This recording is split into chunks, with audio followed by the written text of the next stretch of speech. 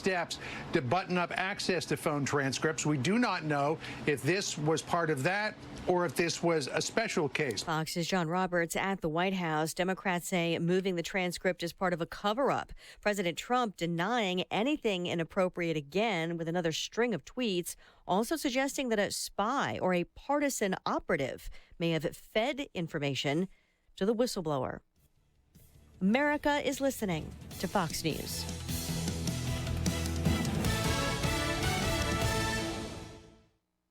When it comes to keeping your small business's valuable information safe, Dell Small Business Technology Advisors can recommend tailored security solutions like servers, storage, networking. Plus, right now, get up to 45% off select business computers with Intel Core processors. Running your own small business is a big challenge, but with the right partner, it's a lot easier. To speak with an advisor today, call 877-BUY-DELL. That's 877-BUY-DELL. Starting route now. Turn right at Fortress Mountain. Turn left at Mount Hood. Head south to Moab, Utah. Continue on the Great North American Test Drive. Run with us on a John Deere Gator XUV 835. With our quietest cab ever and optional heat and AC, and a four-wheel independent suspension, it's built to run where no one else can. Nothing runs like a Deere. Search John Deere Gator for more. Former Dallas police officer fired after killing a neighbor breaks down on the witness stand at her murder trial. Amber Geiger telling the jury she was scared after finding who she thought was an intruder in her apartment, but she was in the wrong apartment and shot her neighbor, Botham Jean, in his apartment. The defense has argued Geiger was exhausted. Prosecutors who rested their case yesterday presented explicit messages Geiger was exchanging that night with her then partner. A federal judge orders Democratic activist Ed Buck to remain in federal custody. He's charged with distributing methamphetamine. Those charges followed his arrest earlier this month at his home in West Hollywood in the wake of the meth overdose of a 37-year-old man there. Prior to that overdose, which that victim survived, two men had died from meth overdoses inside Buck's apartment. Buck was investigated in those cases but never charged. One of those men, Jamel Moore, died in 2017. Fox's Jonathan Hunt in L.A. Prosecutors arguing successfully the pattern of overdoses makes Buck a significant public health risk ahead of his trial. A video made in a California pharmacy leads to a police investigation. A viral video shows a woman at a CVS in Los Angeles jumping up and down, shouting racial slurs and making threats. We're calling the cops on you because you're disturbing everyone in here.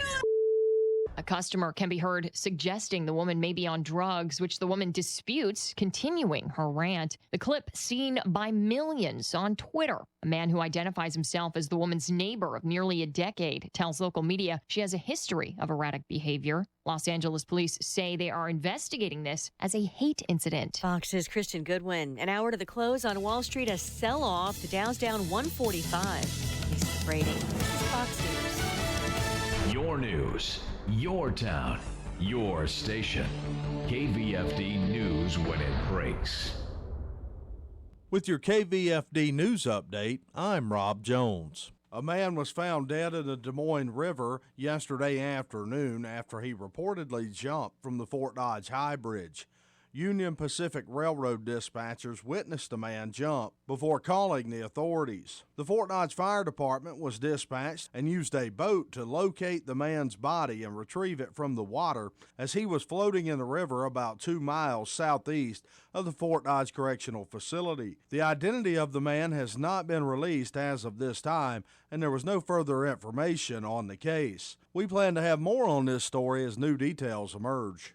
A two-vehicle accident yesterday here in Webster County resulted in a fatality. The collision happened just off of Highway 20 south of Duncombe. A semi-truck driven by Kirk Gunderson was driving west on Highway 20. As he was slowing down to make a turn, the truck was hit from the rear by an SUV driven by Ricky Mason. While being transported to the hospital by ambulance, Mason would pass away as a result of his injuries. A Beta of Iowa District 10 will be having its Santa in September toy run tomorrow. Registration will be 11 a.m. to 1 p.m. at Shiny Top Brewery here in downtown Fort Dodge.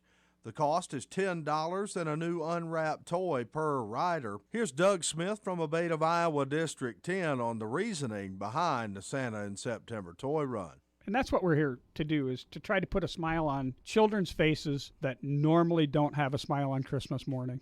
High school football action, week number 5 under the lights tonight. The season starting to heat up as all the local area teams open district play tonight. On Sunny 99.7, join Greg Woods on the call for a 6:45 pregame and a 7 p.m. kickoff as the St. Edmund Gales are on the road at IKM Manning. The Gales come in 2-2 on the season, coming off a tough, hard-fought loss last week to Bishop Garrigan. On 92.1, the Fort Dodge Dodgers are at home at Dodger Stadium to open district play. They're hosting Southeast Polk.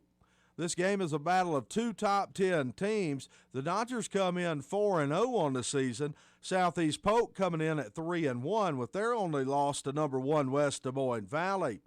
Here's Dodgers coach Matt Miller on the magnitude of tonight's game. It is a huge game in the fact that, hey, you've got two teams that are going to be sitting there, hopefully at the end of the year, fighting to be that top district qualifier and, have a home game. So, in that sense, it's a big game. It's week 1 of districts, and that's what it is. The Dodgers will have a spirit walk at 5:30 outside Dodger Stadium. For KVFD from the Jerry Sheeter Newsroom, I'm Rob Jones. Here's the AM 1400 KVFD weatherology forecast. Sunshine mixed with clouds at times this afternoon with a high of 72. Northerly winds 8 to 15 miles per hour. Partly cloudy tonight, lows level off around 48. Partly cloudy skies again tomorrow, highs around 65. Upper 70s Sunday with a chance for scattered storms, mid 80s Monday. From the Weatherology Weather Center, I'm meteorologist Jennifer Wojcicki. Currently, it's 71. Hi, this is Hawkeye coach Kirk Ferentz. My players know that I believe determination and a strong will can lead to endless possibilities. For years, Iowa farmers have believed in it too. With farmers struggling through the worst economic crisis in nearly 30 years, the Iowa Hawkeyes see a need, now more than ever, to support these men and women who give their all to grow safe, wholesome food for our families and protect the land and legacy of rural Iowa. Farmers are the backbone of this country. That's why our players are honored to wear the ANF logo on their helmets. It serves as a reminder to all of us that America needs farmers. Join the Hawkeyes and the Iowa Farm Bureau as we show support for America's farmers during ANF Game Day on October 12th. You could win the ultimate ANF fan package, 4 reserve seats, sideline access, and an autographed football. To register, visit americaneedsfarmers.org. If you're drowning in IRS tax debt, please get ready to take down this number to take advantage of the new IRS tax forgiveness programs. The IRS has recently hired private debt collection agencies to start collecting your outstanding taxes. Prior to calling Superior Tax Relief, I owed the IRS $33,000, and my wages had just been garnished. Superior Tax Relief put a stop to the garnishment and was able to resolve my tax problem. I walked away owing close to nothing. I would highly recommend Superior Tax Relief. They saved my life. We can protect you from the added fees and negotiate your tax liability. Superior Tax Relief can set you free from your tax issues. Call Superior Tax Relief to find out how you can qualify for the Fresh Start program that's now available. Don't hesitate. Call today. Call 800-711-5099. The consultation is free. The information is free. This call could save you thousands. Call 800-711-5099. 800-711-5099. That's 800-711-5099. What does building a better bank look like? It starts with building Capital One cafes, warm, inviting places that feel nothing like a typical bank, where you can open an account with no fees or minimums in 5 minutes. And you'll always find people ready to help you, not sell you. Welcome to Banking Reimagined. What's in your wallet? For consumers only, offered by Capital One and a member FDIC. Cafes available in select locations. Copyright 2018 Capital One. Looking for waterproof, pet-proof, scratch-resistant floors? Hi, this is Dean Sternberg, and it's Jim's Carpet One's waterproof flooring sale. Save up to 40% on beautiful waterproof floors, including carpet, luxury vinyl tile, even hardwood. Yes, waterproof hardwood.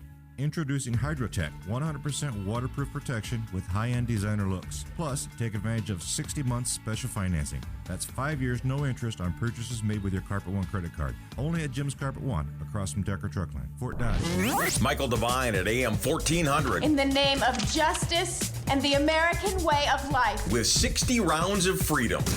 That's right. We've got 60 rounds of freedom at all times here at AM 1400 KVFD.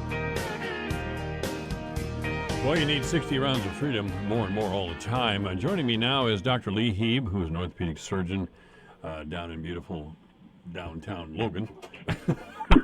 What's going on there, Not Lee? really here. Not really here. Where are you at today? Are you in Omaha or? No, actually, I am in Logan, but I'm usually in Omaha. Or okay. What hospital do you work out of in Omaha? I actually have my own little practice out there, and I just do a part-time stuff, and then I do orthopedics in Ottawa. Okay, all right. Dr. Lee Heeb is a libertarian, and she's run for governor in the past. She's been a contributor to this program for quite a long time.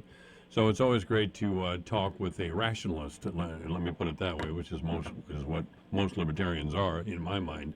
Anyway, we need to talk impeachment because the Democrats finally got their wish, or the younger Democrats finally got their wish. They had to drag Nancy Pelosi kicking and screaming to impeachment because Pelosi really knows what this means. And what it means is Donald Trump will probably be reelected. I think that's exactly right. But I mean, I guess the first thing to say here, let's at least read Article 2, Section 4, the standards for impeachment. The President, Vice President, and all civil officers of the United States shall be removed from office on impeachment for and conviction of treason, bribery, or other high crimes and misdemeanors. I mean, the idea of the framers of the Constitution was this was not to be a politicized issue. This was supposed to be for the most egregious times in which, basically, as John Jay, one of the early Chief Justices, said, that the people he's discussing betray the interests of their country. And I think that's really, you got to ask yourself, what is it here that they were willing to, so what is the actual charge? What is the actual concern that they're going to impeach him for? I mean, well, the actual charge is he has hurt the Democrats' feelings. He has violated the boundaries of what they consider good behavior, and they feel really bad about that, so we got to impeach him. That's the real reason. I think Robert Barnes the other day, who's a constitutional lawyer, said the really reason they want to impeach him, they want to impeach him for something that Biden is guilty of, and it's witnessed on television. Yeah, there you go. That's really the case. I mean, I would say that if you're going to take acting against the interests of your country, I would consider all these Democrats that want to take down the wall and open the floodgates to millions of illegal aliens as not in the interest of our country. I really like this. I really like this Thomas Homan guy when he talks to AOC and some of the other gang of four about illegal immigration. He's very direct with them. Just if you don't want to be arrested, stop breaking the law. It's just as simple as that.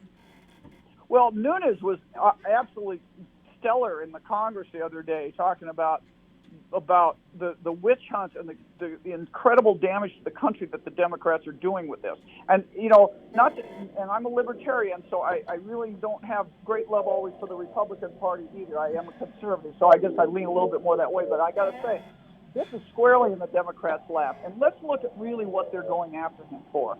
They thought, and I got to tell you, I think maybe it's a plot by Trump to just capture them by accident in this, and they're just dupes. I hope so. But in any case, what they're claiming is that he colluded with the Ukraine, that he made a quid pro quo agreement with Ukraine.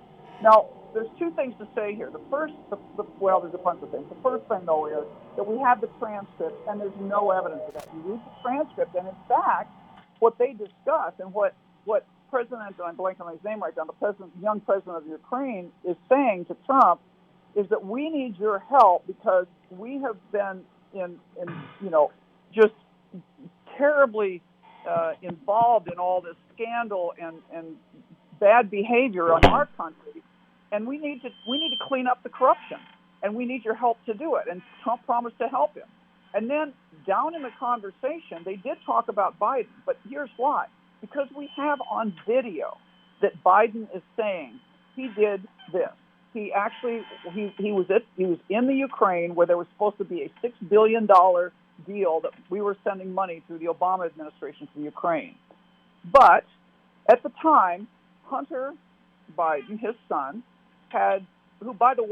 who went to China and came out with over $1 billion, which other companies can't do, as Trump pointed out the other day. But he also went to the Ukraine, and after a week of being in the Ukraine, I guess, he's now got a job paying over $50,000 a month, working for a corrupt oligarch's oil company being on the board, of which he has no technical knowledge of the oil industry or the petrol, the gas industry.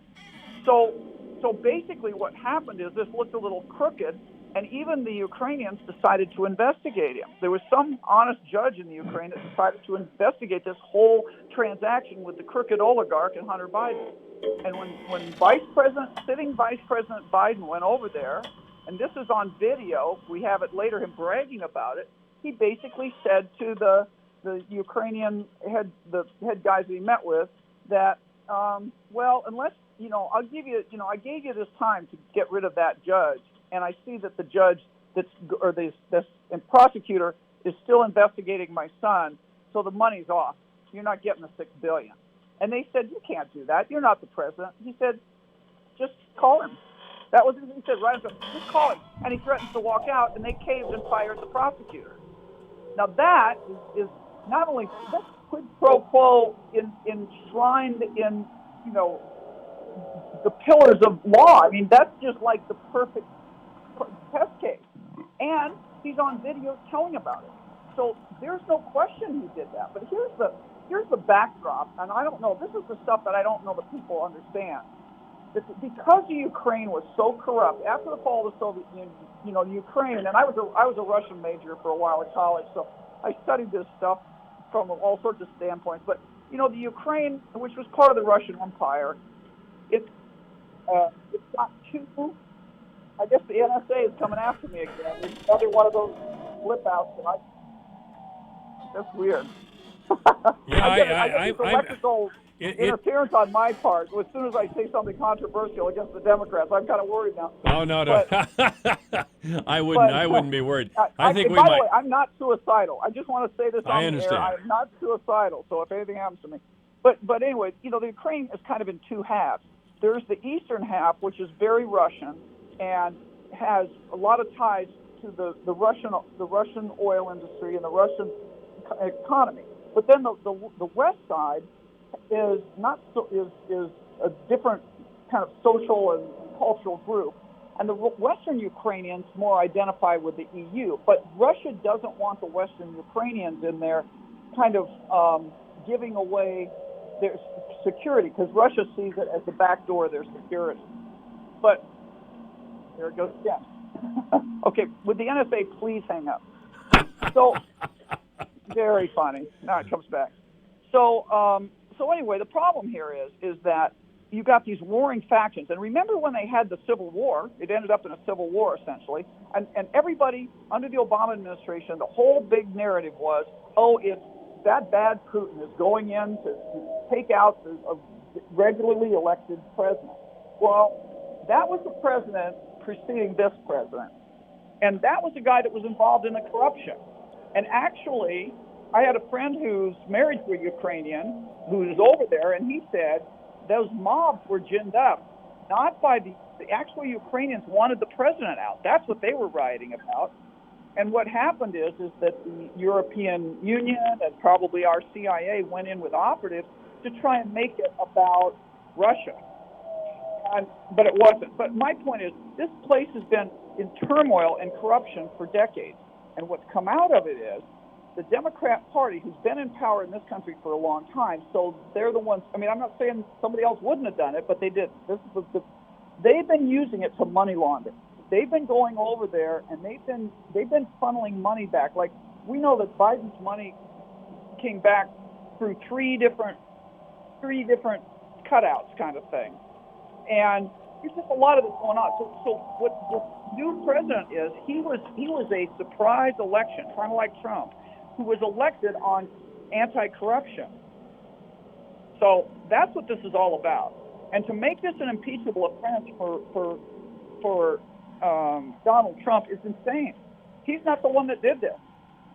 And I think the reason, I don't know if you can hear me. It's just like I can hear you fine. Really? Isn't that funny? On my end, it sounds like I'm in one of these, like R2-D2 is screaming in both ears. Oh, really? You know, with all that computer jitter. Yeah, that's what I'm saying. I really think it's the NSA after me or something.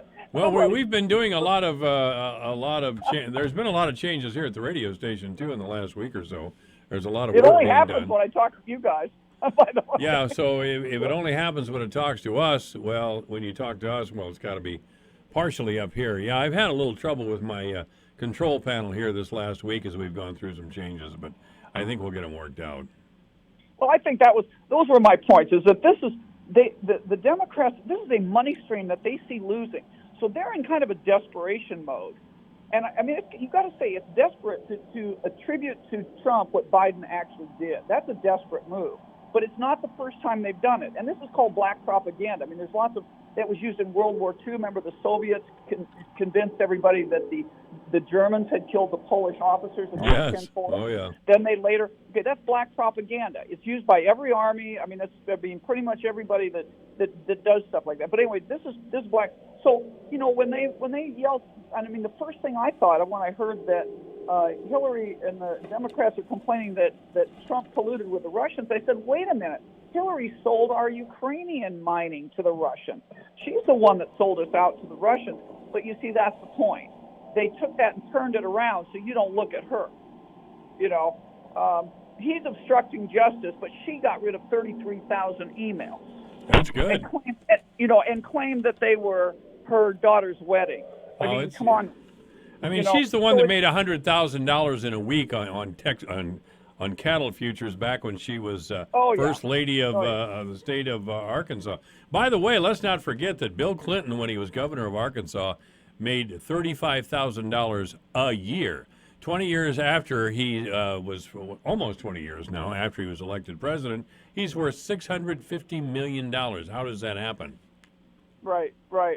And it's been going on for a long time. LBJ did it with war proceeds and the whole thing. But you know, so this whole issue with Ukraine is about the corruption that is intrinsic to Ukraine and also relates to the money stream to the Democrat Party.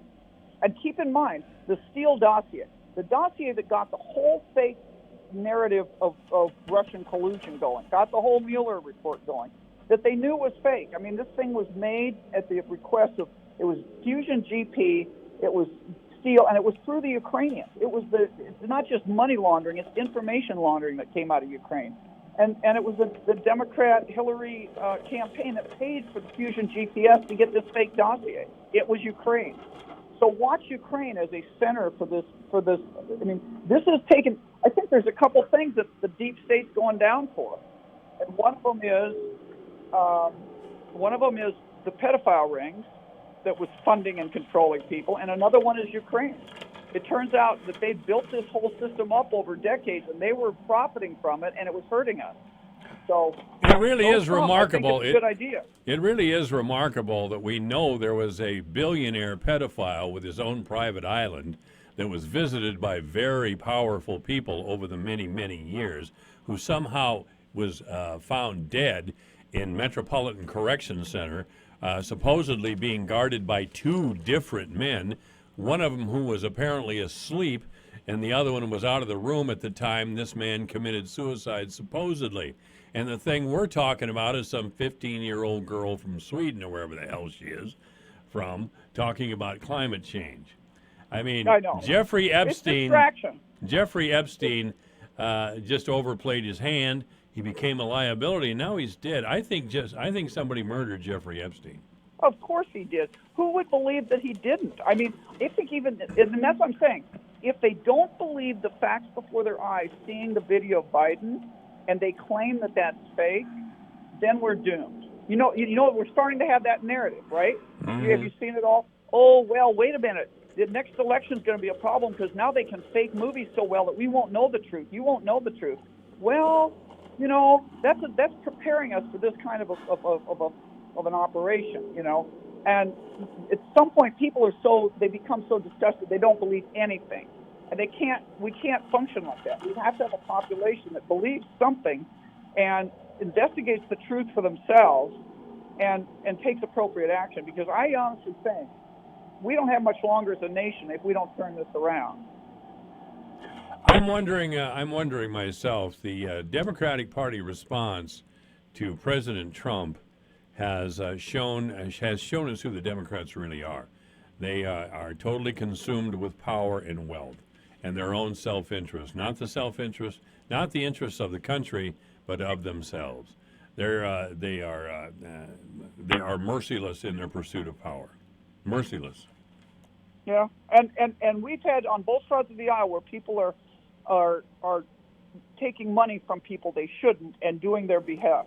Oh, listen, do we forget the 1996 Clinton campaign scandal when China appeared to be very cozy with certain Clinton officials? Right after that story broke, 50 people left the country, and some of them didn't come back for years. 50 people, ladies and gentlemen. 50 people, and Janice Reno would not appoint a special prosecutor. She stood firm. She wouldn't do it. She didn't see the evidence, even though it was right there in front of her face. She sat before a Senate and House committee and just stonewalled. She would, and now today, William Barr acts like President Trump's personal attorney. Janet Reno was Clinton's personal attorney. Yeah, I mean, you know, there's a whole book called The Year of the Rat. I actually know the author, and it cites somebody that I knew, a friend of mine that was in the White House as a military liaison in the White House. But they, you know, it's all about China. They've owned the Clintons for years. They've been paying into this thing for years. And they've gotten their money's worth. They own a lot of things now, including parts of the Panama Canal and the movie industry and everything else. And they're now going to bring us social credit scores. But the first thing we got to do is get over this impeachment. And I think people need to wake up and say, you might not like Trump, you might not want to vote for him again, but you can't have a system of government where we take away the electoral process and replace it with legalese. And that's what they've done at trying to get the appointments of the Supreme Court justices with these nightmarish accusations and falsehoods and because what happens is people say, well, I voted for that guy, but I didn't know he was a criminal. And so now when you make something a criminal case, it changes people's perception, and it obscures the fact that this is your duly elected officers. It doesn't do us any good to have these people keep tearing down the office of the president. And they would, and when, of course, Obama did things that were horrendous, and nobody went after him. Well, that's because he was so charming. Remember him leaning forward to Medvedev and saying, "Don't worry, when I get in my second term, I'll have more freedom. I'll have a lot more flexibility." Yeah, the Democrats didn't say a thing about that Russian collusion. Now, did they? No, that's not collusion at all. Yeah. You see, especially with the Clintons, the Democrats lost the moral high ground forever. They think they still have it, but they do not. The Clintons were so corrupt, so crooked, and Hillary Clinton was such an obvious tool that they've never really recovered, and they still think it's the 1970s, and right after Watergate or something, and they have shown the Republicans to be bad people.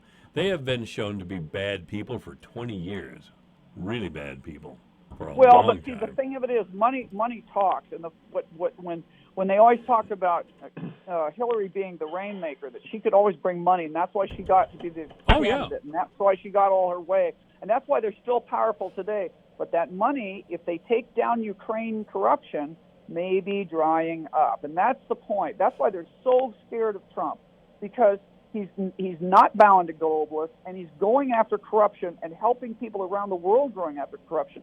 I mean, you know, even if people don't appreciate his personality or his lifestyle or whatever, look what's happened since he's been elected. I mean, Brazil elected a nationalist, you know, anti-corruption president. We got Brexit going on in England because Boris, you know, what's his name? The new Prime Minister of Britain. Yeah, and Boris Johnson. I always want to say Boris Yeltsin. It's not Boris Yeltsin. Boris Johnson. and Nigel Farage is elected. And we got, you know, we lost Salvini in Italy, unfortunately, but the Italians are already rethinking that. And we got this guy in Hungary that's taken on no new people coming into his borders, and he's exalting nationalism, cleaning up the state. It's happening all around the world, and now we got the Ukrainian president. Oh, Trump gave that speech to the UN a little earlier this week where he talked about nationalism and encouraged other countries to be nationalistic. And I just had to go to MSNBC to see the mental and emotional collapse of their on-air people, and it was there, believe me. They lost it. Oh, nationalism is Trump is encouraging nationalism like it was the worst thing in the world. Well, and by the way, they've spent years demonizing that word, by the way. Right, like it's the worst thing in the world. But let's just point out our options here. What's been happening, and I've been asleep, I got to say, until fairly recently, and I think most of us have been asleep, is that we have lost our own freedom, not to our own government as much as somewhat to our government, but it's because we have chosen to put power in the hands of unelected multinational bodies like the World Trade Organization, the UN, all the financial national organizations, you know, the international bank. That's our choice. Either we take back our sovereignty as a nation and get rid of all these rules, or we are going to be slaves, like the English claim about to the EU. The English are the examples of what they've done to the EU. They don't want unelected power controlled over them, and that's us too. The Clintons signed off the right of the child, and they were going to sign on to the gun ban that the UN wanted to bring into America. We don't want laws written for us by the UN. We don't want a monetary policy written for us by the International Monetary Fund. We're a sovereign nation, and I think this is it. If we don't take back our sovereignty under Trump now, it's maybe lost for a long time. And we may be entering, I think, like we entered, like when Rome fell, they entered a dark ages. Yes, and they did. Our dark ages are going to be different, because our dark ages are going to be, we're controlled by international non-elected groups, and we're controlled by, now we have quantum computing's just been announced by Google, who said they were going to work with AI in China. We're now having the potential of having total personal liberty taken away by constant surveillance from your household items, from your street cameras, and they will put social credit scores on you. And you're going to be just a serf to this international globalist elite that control you through quantum computing. That's where it's going if we don't turn this around. And even Elon Musk talks about this. Dr. Lee Heeb has been our guest. Lee, thank you as always. Hey, thanks. See ya. Right. This is AM 1400 KVFD, the voice of Fort Dodge. Michael Devine. You're very clever, my charming little friend. With more stimulating talk radio. But not clever enough. Oh, yes, I am. I'm clever enough.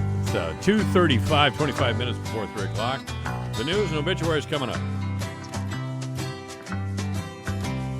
ADP isn't just in the payroll business. We're in the people business, helping companies find them, train them, and empower them by clearing the way for them to do their best work.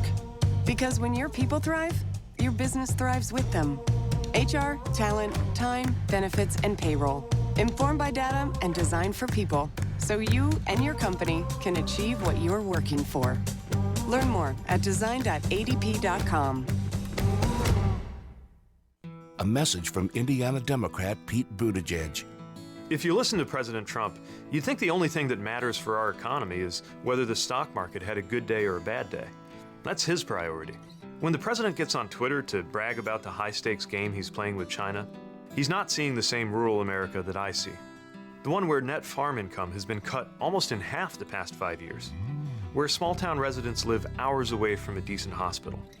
Where household budgets are stretched so thin that desperation often turns to depression and addiction. This reckless trade war is tearing apart the very fabric of rural America. And while subsidies might soften the blows temporarily, they can't repair the permanent damage being done to family farms.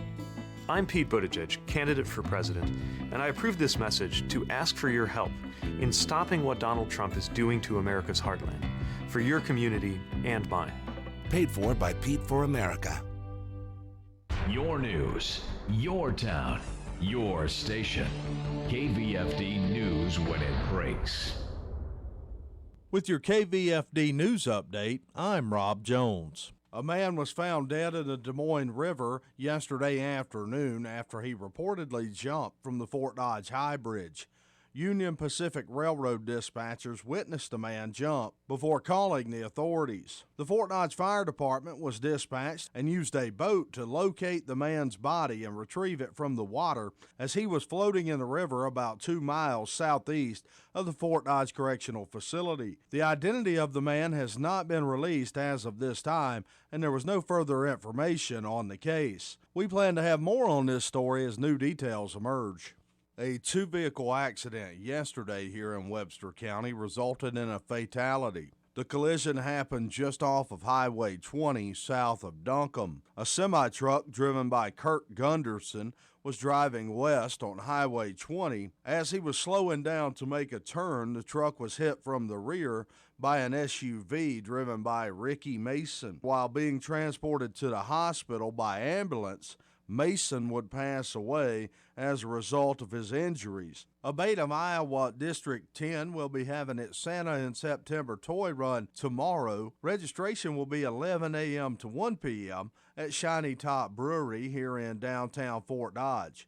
The cost is $10 and a new unwrapped toy per rider. Here's Doug Smith from A Beta of Iowa District 10 on the reasoning behind the Santa in September toy run. And that's what we're here to do, is to try to put a smile on children's faces that normally don't have a smile on Christmas morning. High school football action, week number 5 under the lights tonight. The season's starting to heat up as all the local area teams open district play tonight. On Sunny 99.7, join Greg Woods on the call for a 6:45 pregame and a 7 p.m. kickoff as the St. Edmund Gales are on the road at IKM Manning. The Gales come in 2-2 on the season, coming off a tough, hard-fought loss last week to Bishop Garrigan. On 92.1, the Fort Dodge Dodgers are at home at Dodger Stadium to open district play. They're hosting Southeast Polk. This game is a battle of two top 10 teams. The Dodgers come in 4-0 on the season. Southeast Polk coming in at 3-1 with their only loss to number 1 West Des Moines Valley. Here's Dodgers coach Matt Miller on the magnitude of tonight's game. It is a huge game in the fact that, hey, you've got two teams that are going to be sitting there, hopefully at the end of the year, fighting to be that top district qualifier and, have a home game. So, in that sense, it's a big game. It's week 1 of districts, and that's what it is. The Dodgers will have a spirit walk at 5:30 outside Dodger Stadium. For KVFD from the Jerry Sheeter Newsroom, I'm Rob Jones. This is AM 1400, KVFD, the voice for Dodge is 240. In the weather, a slight chance of rain later on, otherwise sunny today with a high of 70. Overnight, partly cloudy with a low of 48. Excuse me, I said high of 70. It's 71 right now, so yeah, high of 71 probably. Tomorrow it'll be sunny with a high of 65. On Sunday, some showers are likely in the morning. Then maybe some showers in the afternoon as well. Our high on Sunday will be 78. On Monday, sunny with a high of 84. Tuesday, a little more rain with a high of 74. Wednesday, some rain, mostly cloudy, high 61. And on Thursday, sunny with a high of 60. Haven't seen anything about frost or anything like that. We don't need it yet until the farmers, of course, get in the field and get a chance to get going here. But right now, it's 71 degrees under a mostly cloudy sky at AM 1400. KVFD, the voice of Fort Dodge. Obituary is brought to you by Gunderson Funeral Home and Cremation Services at 1615 North 15th Street, Fort Dodge. You may contact Gunderson Funeral Home and Cremation Services by calling 515-576-7128 or online at www.gundersonfuneral.com. www.gundersonfuneralhome.com. Laura Andrews has passed away. Services for Laura Andrews will be at 11 o'clock in the morning tomorrow at the Trinity United Methodist Church. Visitation from 9:30 to 11 Saturday at the church. That's, again, Trinity United Methodist Church, a service for Laura Andrews. Obituaries this hour brought to you by Gunderson Funeral Home and Cremation Services at 1615 North 15th Street, Fort Dodge. You may contact Gunderson Funeral Home and Cremation Services by calling 515-576-7128 or online at www.gundersonfuneralhome.com. It's 2:42 at AM 1400 KVFD, the voice of Fort Dodge. With a look at the closing market report, here's Dwayne Murley. Here's a look at how the markets closed today. December corn down a penny at 371.5. March down a penny at 383 3/4. May down 1 1/4 at 391. July down a penny to close at 396.5. November soybeans down 5 1/2 at 883. January down 5 1/4 at 897.5. March down a nickel to close at 910. May down a nickel at 920.5. December wheat closed up 3 cents at 487 1/4. Soybean meal down 90 cents a ton at 289.90. October live cattle up 207 at 105.02. December up 182 at 110.57. October feeder cattle up 122 at 144.32. November up 152 at 142.97. October lean hogs up 105 at 65.27. December down 52 cents at 69.85. February down $1 at 75.80. From the farm desk, I am Dwayne Murley. This is AM 1400 KVFD, the voice of Fort Dodge. It's mostly cloudy and 71 degrees. Judging when to harvest late planted corn. Hello everyone, I'm Rhiannon Branch with Managing for Profit on Brownfield. As we enter average harvest time, some farmers are wondering when to expect late planted corn to be ready for harvest, and if it will be ready before the first frost. In this Managing for Profit, a field agronomist with Burris Seed will provide tips on how to judge grain moisture and better estimate when to anticipate harvest. More after this commercial break on Brownfield. Hindsight is a powerful tool. We can learn a lot from it. Like always read the instructions. Don't be afraid to ask for directions. Fill the tank before you get way out in the field, and it can help improve our foresight, especially on the farm. At NK Seeds, we analyze past data to provide top-performing seed choices for your field's future and bottom line. Contact your local NK retailer or learn more at nkseeds.com, delivering technology, genetics, and value. I was leaving an exercise class. All of a sudden, the pain started. My entire chest. Shortness of breath, very fatigued, nauseated. Thought that it was nothing much, maybe just stress. You're having a heart attack. I'm healthy, I'm young. There's no way it could be my heart, no way. Heart disease doesn't discriminate. Listen to your body, go get checked. Heart disease is the #1 killer in women. And this is something that we can fight. Visit GoRedForWomen.org to learn a woman's risk for heart disease. Dana Harder is a field agronomist for Burris Seed in Missouri and Illinois. He tells Brownfield the easiest way to determine corn dry down is to look at the milk line. R5, that's early dent. And when you see that first dent, that grain moisture is going to be about 50%. About halfway down, that's about 40%.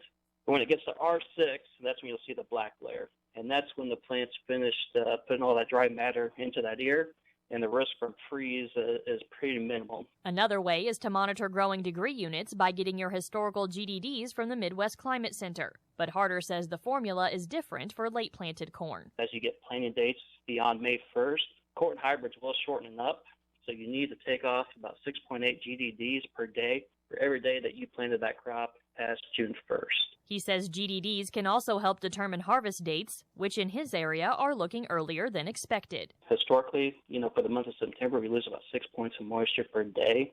These last 2 weeks of heat have really pushed that along, and it's looking a lot more optimistic for some of these later planting dates.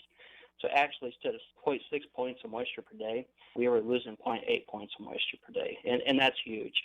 So though, if you think of that May and April planted corn, that's going to push that harvest up about 5 to 8 days. And when we start looking at that June corn, that's going to push it up 2 weeks if we're targeting 17% moisture. Harder tells Brownfield dry down can also be determined by plant characteristics. But the characteristics you look at is your husk, and that includes how many leaf number there are on your husk, the thickness of that, how well it covers that ear.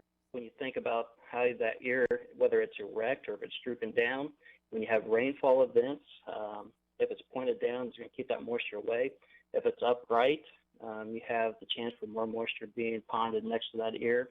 The cob diameter, so narrower cobs actually dry faster. And when it comes to kernel type, you got those flintier, dark orange kernels. They tend to dry slower than some of the lighter grain kernels you see out there. Harder says it all comes down to what works best in your operation. Ideally, some growers like leaving that corn out there and let nature dry it down. But then some growers, they're willing to harvest winter corn and dry it down just to keep things going. So this just gives you another tool to help manage those fields and those hybrids that you're utilizing. That was Dana Harder with Burris Seed, and I'm Rhiannon Branch with Managing for Profit on Brownfield. Need a new roof? Have you considered that there's very few roofers to choose from, and come September, everyone at once will decide their roof must be completed before winter? The last thing you want is the winter roof that will never seal properly, or an improperly installed roof done by a contractor you may never see again. Don't wait any longer. Call Hahn Roofing today, and in most cases, they can start your project within 2 weeks and finish within 1 or 2 days. Call Hahn Roofing today for your free estimate. 515-573-7440. That's Hahn Roofing, 515-573-7440. Ever wanted to speak another language? Babbel can get you confidently speaking Spanish, French, or German within weeks. I just started learning Spanish with Babbel, and it's really helping my pronunciation. ¿Cómo te llamas?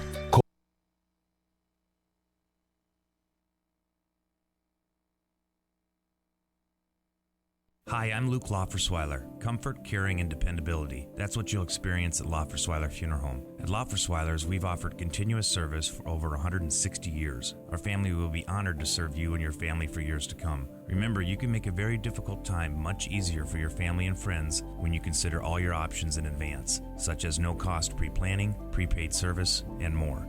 Let us help you today. We're Loffersweiler Funeral Home, Fort Dodge, continuous caring service since 1856. Michael Devine at AM 1400 KVFD. Listen to this. Making radio great again.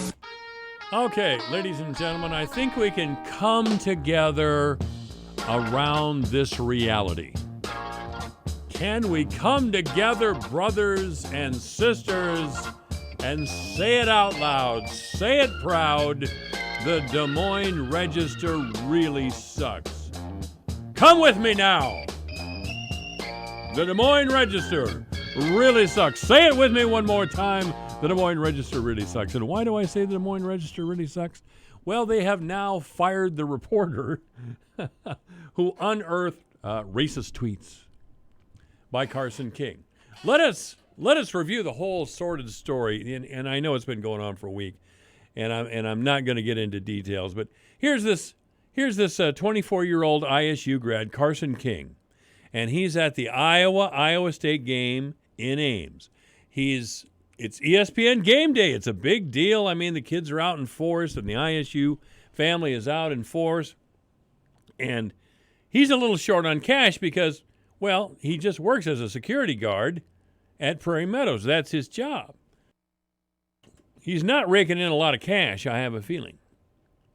So he holds up a sign close to the stage where the ESPN commentators are at on national television, and it says essentially, my Busch Light account needs to be replenished. In other words, he's out of beer money, and he needs beer money. And then he gives his Venmo account number. It's Carson/King or whatever it was. Doesn't make any difference. Well, he was rather surprised to find right away that his Venmo account was getting filled up with money. First, it was a couple $100, and he went, wow, I got beer money at least for the weekend and probably a lot more. Then hundreds of dollars came in. Hundreds of dollars poured in right away. Then it was thousands and thousands of dollars. And this young man of very modest means, 24 years old, decided that what he would do with the excess money, what he felt was excess money in his Venmo beer account, what he would do with it is donate it to the Children's Hospital in Iowa City. Again, he works at Prairie Meadows. He's an ISU grad. He's at one of the most hotly contested athletic games that we play in the state of Iowa ever. And he And he, with this big heart of his, announces that he will give all of this money that's pouring into his Venmo account to the Children's Hospital in Iowa City, which is right next to Kinnick Stadium, by the way. If you've ever been to a game at Kinnick, the Children's Hospital looms over. They have that wonderful tradition down at Kinnick where both teams at some point wave to these sometimes very seriously ill children, maybe dying children, for God's sake. What a horrible thought, but it's the truth. Sometimes dying children are standing there in the window, in these floor-to-ceiling windows, these big windows with their parents and loved ones, and they're waving at the players who are all waving back, and all the fans in the stadium are waving back. And it's a wonderful, wonderful thing. And this young man, Carson King, did a wonderful, wonderful thing. The Des Moines Register decided to write a story about it, and they they assigned a young reporter to the story. And this young reporter finds that when Carson King was 16 years old, 8 years ago, he had used the N-word in a post on Comedy Central, of all things. He had done it twice. He had done it twice. And this was reported by the Register. Now, right away, Anheuser-Busch, who had found out about this whole thing and found out that Carson King liked Busch Light, one of their products, was going to match what was in his Venmo account, which at the time was $350,000. Other businesses jumped on. By the time the story broke in the Des Moines Register, there was $1.15 million in the account. And right away, Anheuser-Busch took one look at this thing and said, we will honor our commitment to make this $350,000 contribution. We were going to have a Busch Light can with Carson King's image on it, but we've canceled that, and we're cutting off all contact with Carson King. That's it. We're out of here. Now, this is a very, very minor offense. But because of the culture of what I have started to call the smug white liberal, the culture of the smug white liberal, which reigns supreme in West Des Moines and south of Grand, because that's who the Des Moines Register really has its product targeted to. And the smug white liberal can not resist shaking a finger in our face, an admonitory finger in our face, and telling us you're not quite as good as you think you are. And we here at the newspaper, not in church, not in the synagogue, not at a prayer meeting. No, we who write stories, we are the moral leaders of your society, and it is our right to expose all of a person's life. As a matter of fact, Carol Hunter said that we want a more, how did she put it? She wanted a fuller picture of the person's life. So, by the way, Hunter and the Des Moines Register has really been backtracking on this and trying to blame others. Well, what happened is that the reporter contacted Carson King. Yes, well, Carson King went on television, the Des Moines Register is telling us. Carson King went on television and talked about it, so naturally we had to print the story. No, actually what happened was this reporter contacted Carson King with his expose. Oh my God, the scandal, the horror. So Carson King knew it was going to happen next. It was going to be in the Des Moines Register anyway the next day. He called up a television station and apologized for his youthful indiscretion.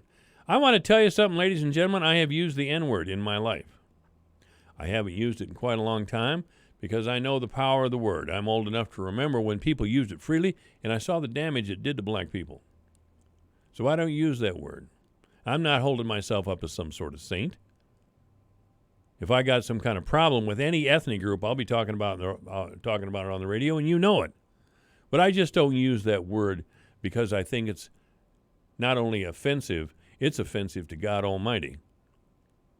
And if I'm thinking it's offensive to God Almighty, then I got a real problem if I'm doing it, if I continue to do it.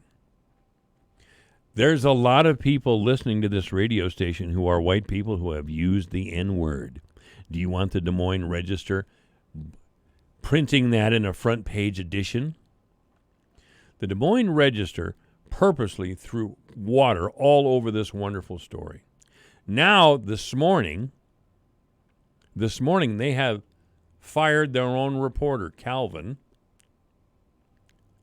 That's his last name. Because there have been racist tweets in his past when he was a much younger man. So let's survey the damage here, shall we? Let's see what happened to this wonderful story since the Des Moines Register got involved.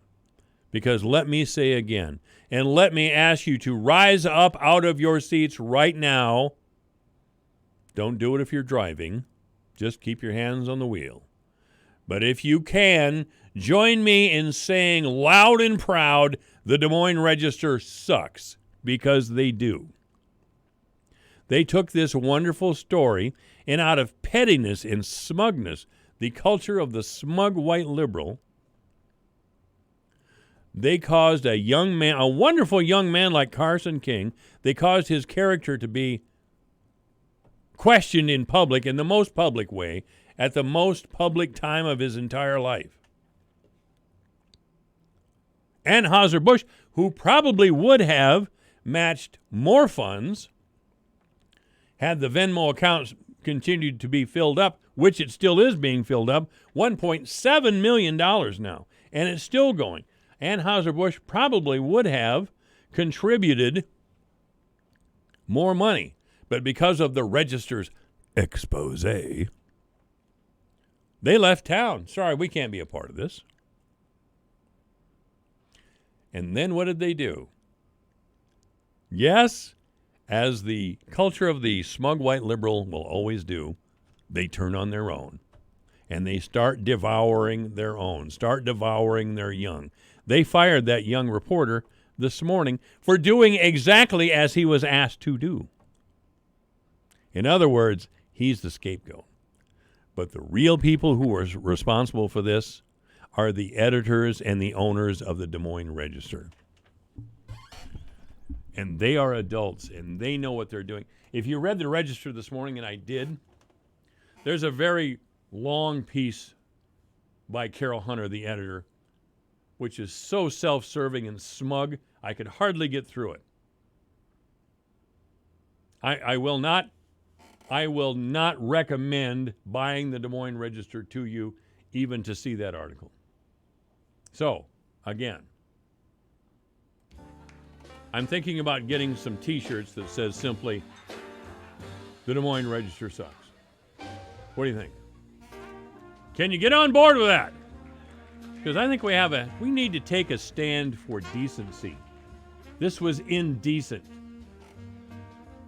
This was another indecency by our intellectual and moral superiors, so they say.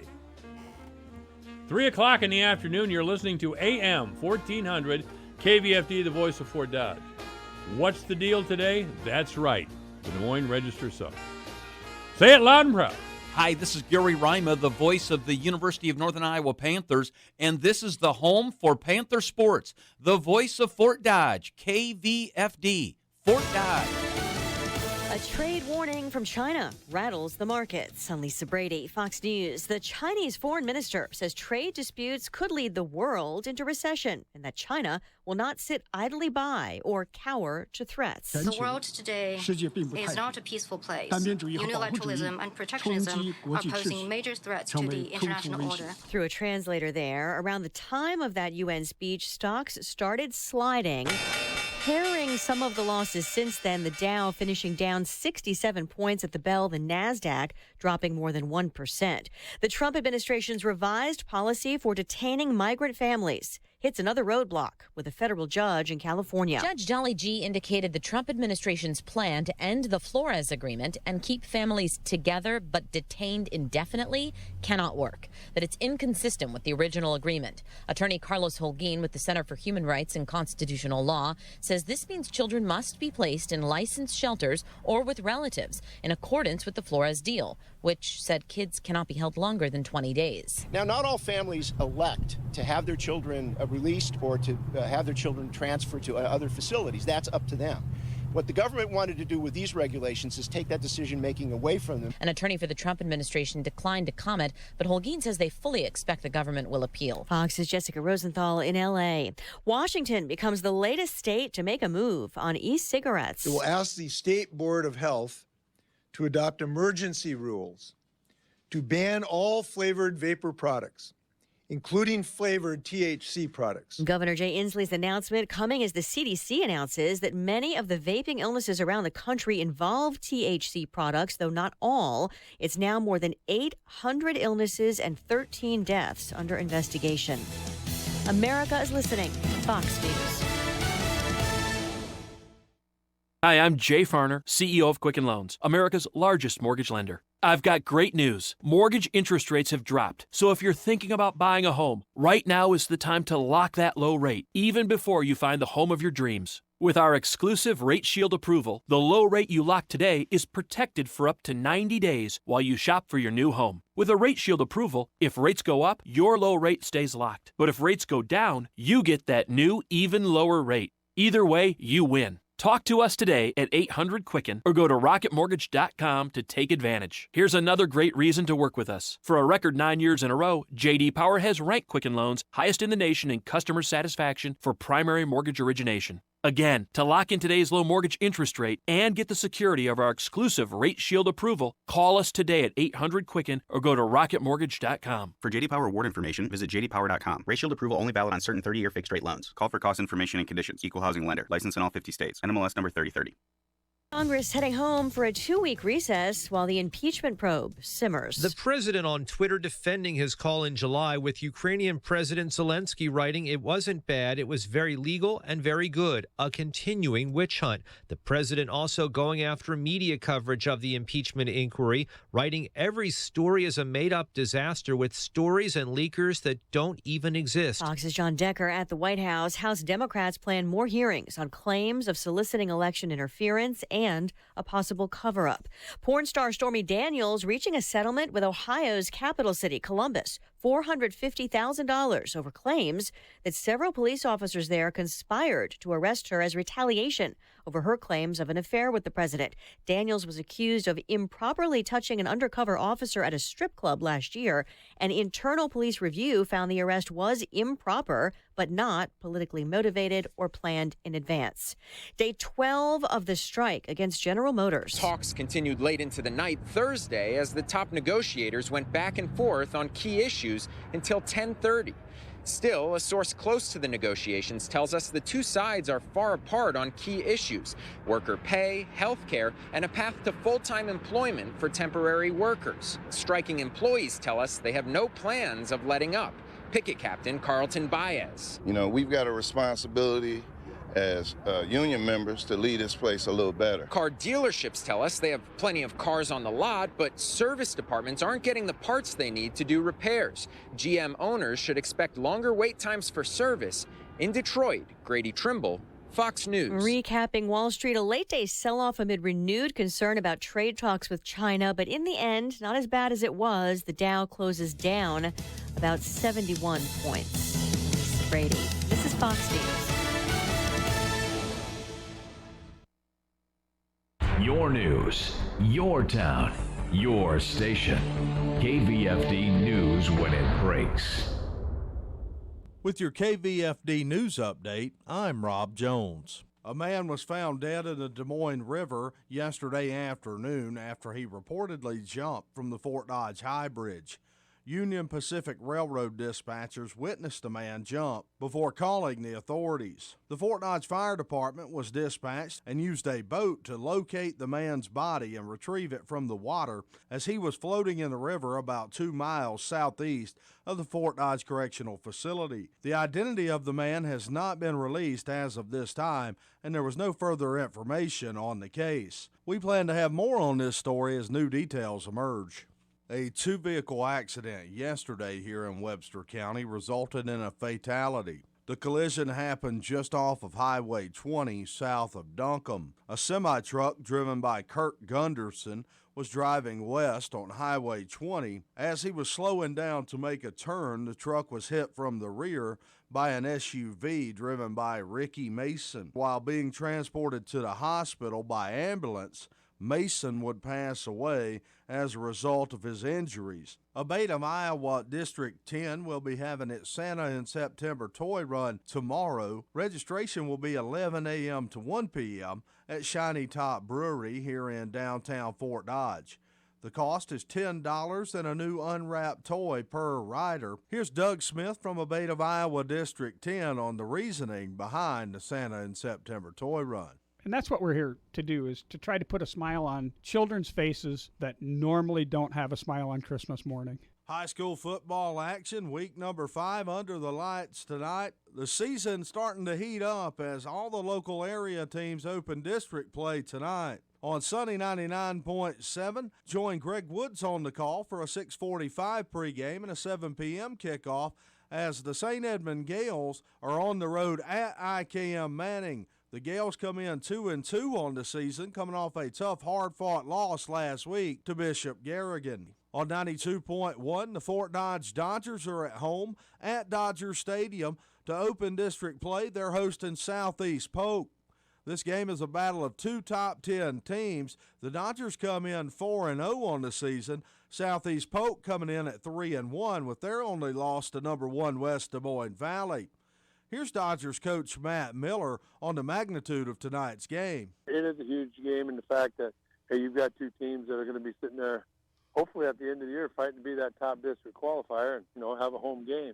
So, in that sense, it's a big game. It's week 1 of districts, and that's what it is. The Dodgers will have a spirit walk at 5:30 outside Dodger Stadium. For KVFD from the Jerry Sheeter Newsroom, I'm Rob Jones.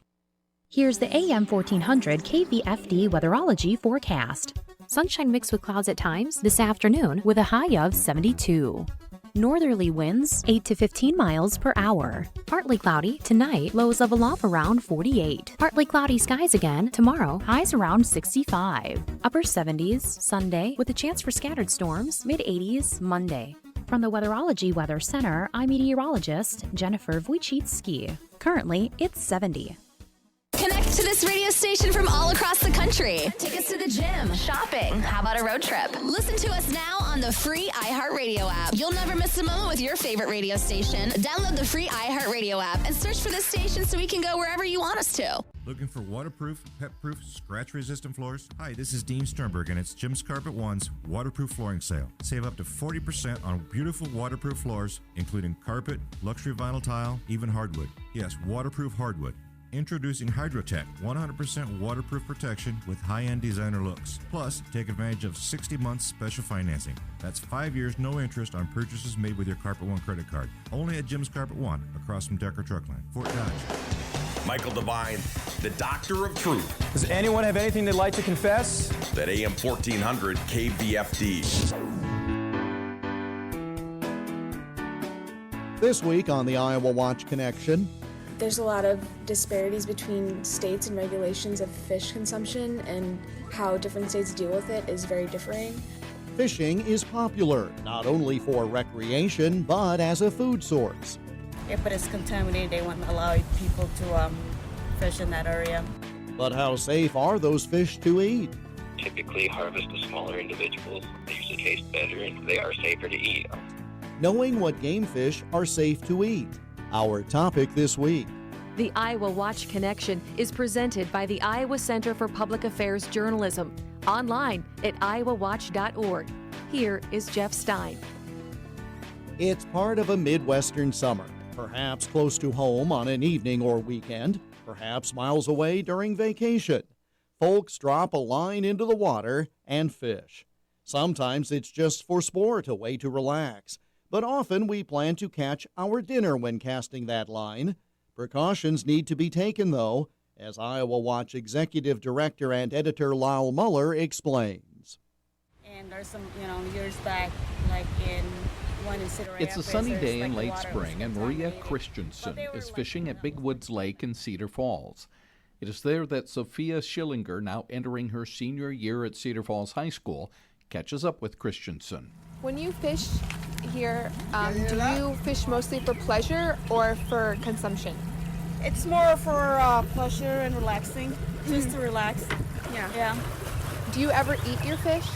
It depends on what kind of fish that we catch. Yeah. We catch. Christensen says she knows the guidelines for how big the fish she catches need to be.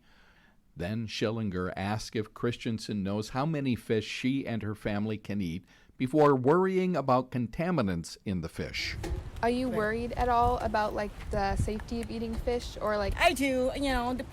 Like some of it are, because they will, if it is contaminated, they won't allow people to fish in that area, depending on, The answer is small panfish are fine, but you should limit the amount of large predator fish you eat if you are a pregnant woman or a child. Mercury settles in large predator fish tissue. Iowa publicizes guidelines for eating the fish we catch from streams and lakes and issues warnings about edible fish caught at various bodies of water. Fish in some 15 to 20 streams have been checked annually by the State Department of Natural Resources for contaminants. That is to change, though. More on that later. A State Department of Natural Resources survey at the end of 2018 showed that 78% of those responding to the survey, or about 4 of every 5 Iowans responding, did not limit their fish consumption. 84% said they consider Iowa's fish to be safe for eating, the survey showed. 28% said they think Iowa's water quality is better than it was 10 years ago. 31% said they thought it was worse. Fish generally are safe to eat, says George Skolton. He's the supervisor for the AIS program and fisheries research section at the Iowa Department of Natural Resources. For species like walleye and largemouth bass, smallmouth bass, and muskellunge, when they get to larger sizes or older ages, they do accumulate enough mercury that people should be concerned about. But that kind of goes with what most anglers are doing already. They typically harvest the smaller individuals. They usually taste better, and they are safer to eat. And they also have kind of a conservation ethic, and they want to let the bigger fish go, just for other reasons other than mercury, and this will kind of go along with that. So we like our fish in Iowa. The survey in 2018 covered 1,628 anglers. It showed that 80% consume at least some of the fish they harvest, and an estimated 4.6 million meals of Iowa-caught fish consumed the past year. Before we go further, perhaps this is a good time to introduce you to these people. I'm Erin McCrae, and I'm a sophomore at Cedar Falls High School. I'm Sabina Martin, and I'm a senior at Cedar Falls High School. I'm Sophia Schillinger, and I'm a junior at Cedar Falls High School. And I'm Taylor Hunt, and I'm a freshman at Pete Junior High. These are student journalists at Cedar Falls High School who spent the first 5 months of 2019 reporting this story. They are part of the school's award-winning student-produced newspaper, the Tiger Highline. They worked with Iowa Watch on a spring 2019 journalism project that looked into the safety of the fish we eat in Iowa. They've all advanced to the next level of their education now. The project was supported financially and with research data by a program at the University of Northern Iowa called Science in the Media. The project's goal is for Iowa Watch, UNI Communication Studies professor Christopher Martin, and Cedar Falls journalism teacher Brian Winkle to show the high school students how to do in-depth investigative reporting that deals with science. Here's Sophia Schillinger on what the group learned. I think I learned that a lot of people do know that fish can, it's not always safe to eat, that there's a fine line when it becomes unsafe to eat, about considering the amount you're eating. And they all know about the runoff, the chemicals that are in the fish, but they don't know what to do, and they don't necessarily want to stop eating the fish. They don't want to stop catching fish because they really enjoy it. Especially of concern to pregnant women and children are mercury and PCBs, industrial byproducts that tend to concentrate in the fatty tissues of many fish. One thing the students learned is that Iowa and its Midwest neighbors differ on how they test waterways and fish tissue. Iowa has tested different rivers and streams among its 15 to 20 where they have tested. South Dakota tested 14 water bodies in 2018, while Nebraska tests 40 to 50 pre-selected streams and publicly owned lakes each year. Illinois tests 40 to 50 streams, rivers, and inland lakes, and 4 Lake Michigan open water stations each year. Wisconsin, which has a robust fishing economy, collects fish tissue from 50 to 100 sites each year, and Minnesota, where fishing is big business as well, tests fish samples from approximately 130 lakes and river segments each year. As we noted, Iowa is changing how it goes about testing its fish tissue. Confident that small panfish are okay for eating, the state DNR's Fisheries Research Section is shifting to testing just for large predator fish, largemouth bass, for example, or walleyes. Fisheries scientists are in the first year of a 3-year study into the best way to do this and to issue fish advisories. Here's George Skulton of the Fisheries Research Section.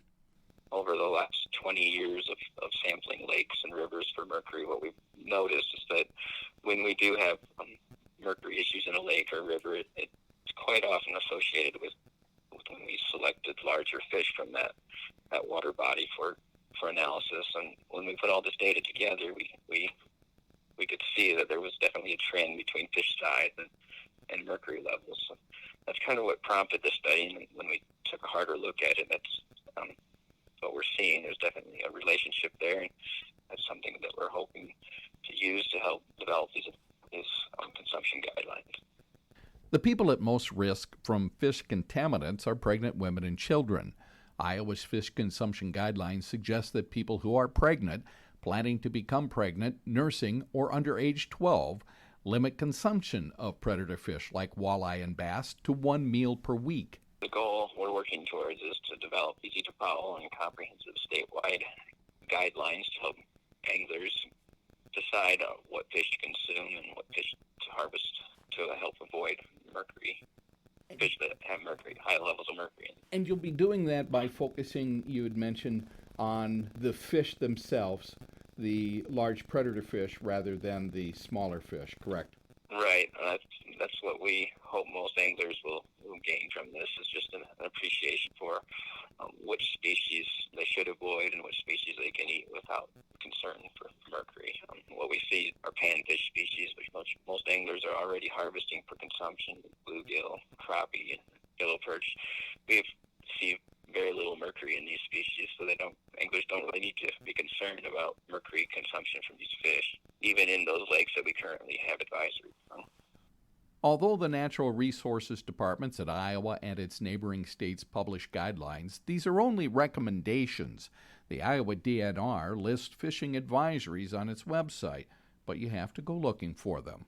Maria Christensen was aware of that as she set out to catch some food when Sophia Schillinger caught up with her. Do you find the information about guidelines, is it easy to access, do you think, in Iowa? Well, I know, you go to a website and there's some pamphlets that are like, you can go to the website online, find out. But we've been fishing for, in years though. And we kind of know, what to fish and what to catch and, what kind of fish that we eat.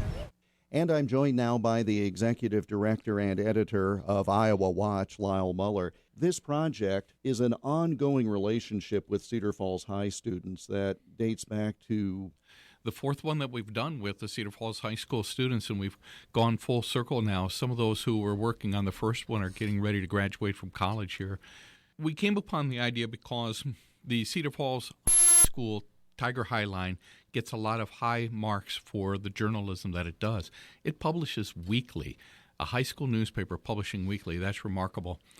We've worked with the Science in the Media Project, which is out of the University of Northern Iowa, to do these kinds of projects the last 3 years. And Christopher Martin, who's a professor of communication studies and digital journalism there, has worked with me on this as well. So what happened was the last few months, I would say that from January until the end of May, Christopher Martin and I would go to classes at Cedar Falls High School, the journalism classes, and walk the students through this story, because part of the learning thing for them is the depth that you have to go to learn the truth. You might hear something on the surface, but it needs investigation. You need to vet the information, especially if you're going to tell it to somebody else, which they eventually do. So the students spent from the end of January through the end of May working on this story right up to the last minute before we could publish it.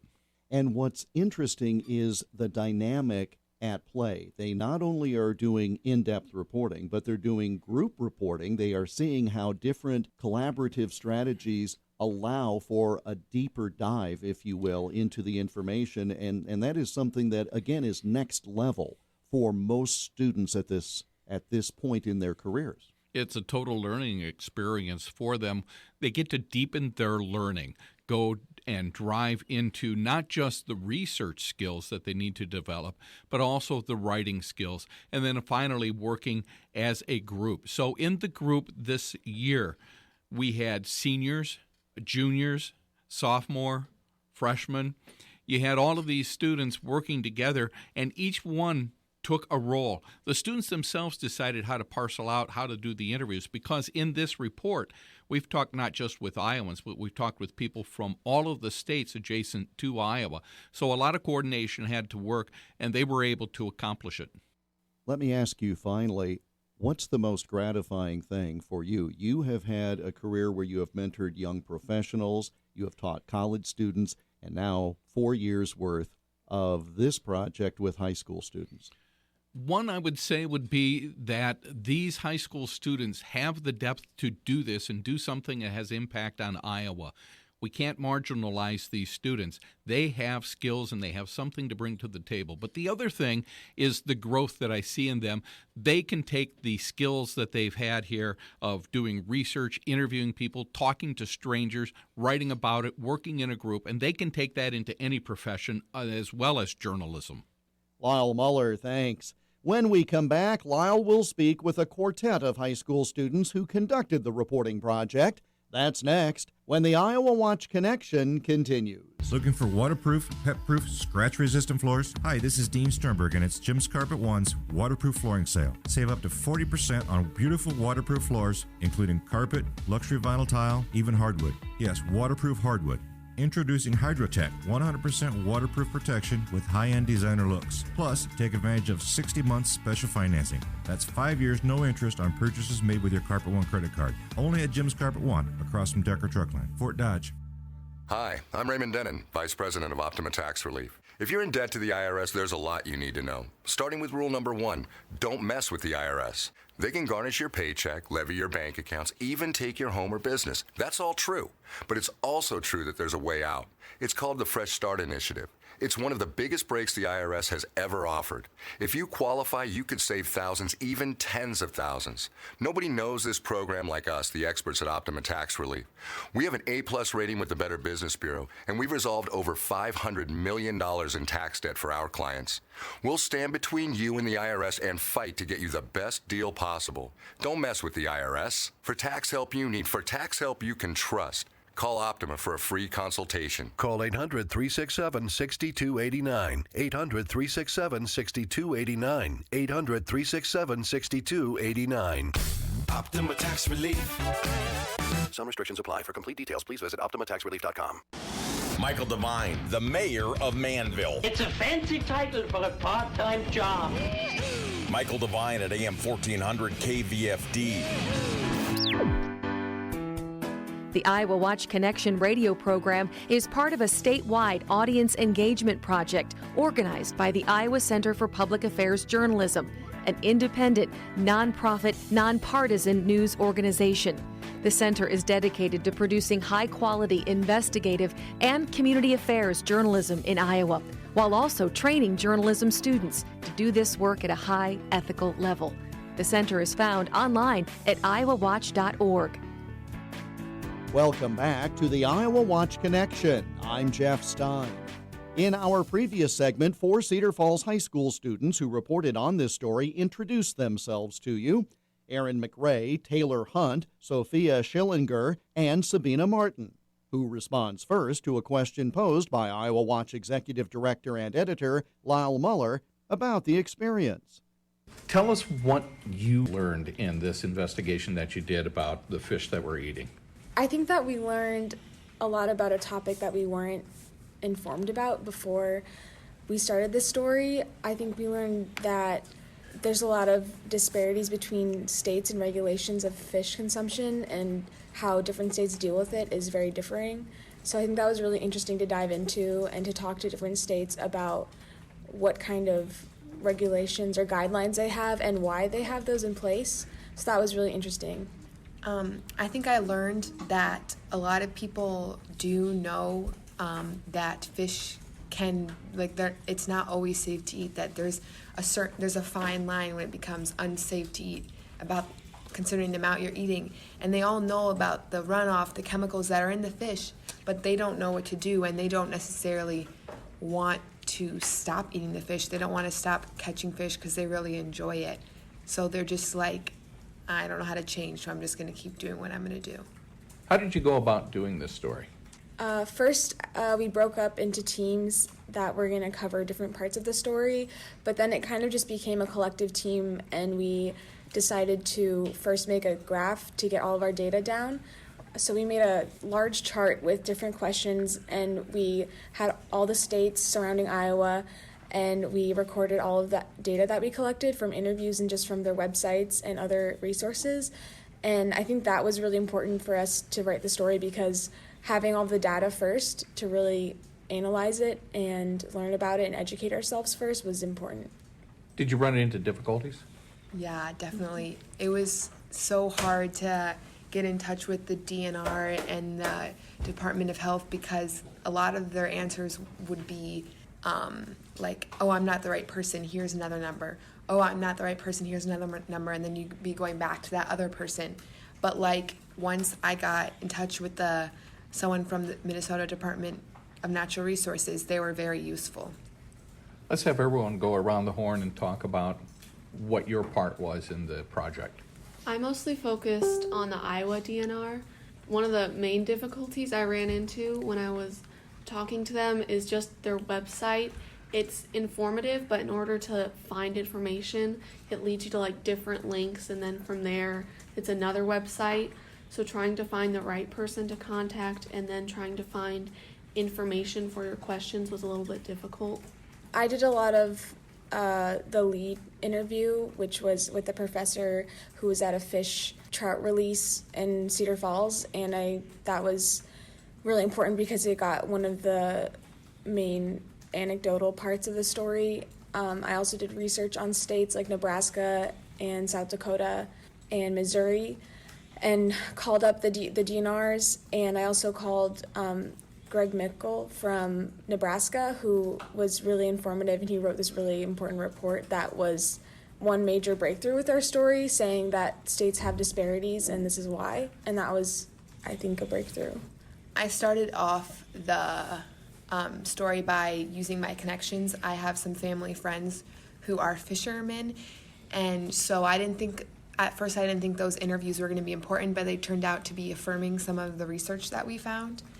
And I also interviewed Patricia McCann from the Minnesota Department of Natural Resources and got some good quotes from her saying how they look for different audiences. And then I looked at the other guideline reports on other states and found out, some states are saying on their guidelines that they have copies in Braille and in other languages. So I started digging into that and found out that other states are heading towards different audiences too. And in the beginning, I did my own research and made my own chart that I used to help fill in the chart that we did together later on. And Taylor, you're in 9th grade? Yeah. Did you find yourself amazed that you were in a project like this at such an early age in your journalism career? Yeah, it was pretty crazy because it was kind of harder since I had to take more time out of the school day at a different school to try and get like the interviews done. As student journalists, did you learn any lessons? I think what mostly that I learned is just persevering and trying to, like, when you're looking for people to interview and you're calling different people around the state, I think it's a really valuable skill to be able to say, I need this piece of information. This is who I can contact about it. If I can't talk to them, then these are the people I can call then. And I think that's something that I'll definitely use in the future when I'm trying to find information and feeling comfortable just calling people. What are your hopes for the story? What do you hope people get out of it when they read it?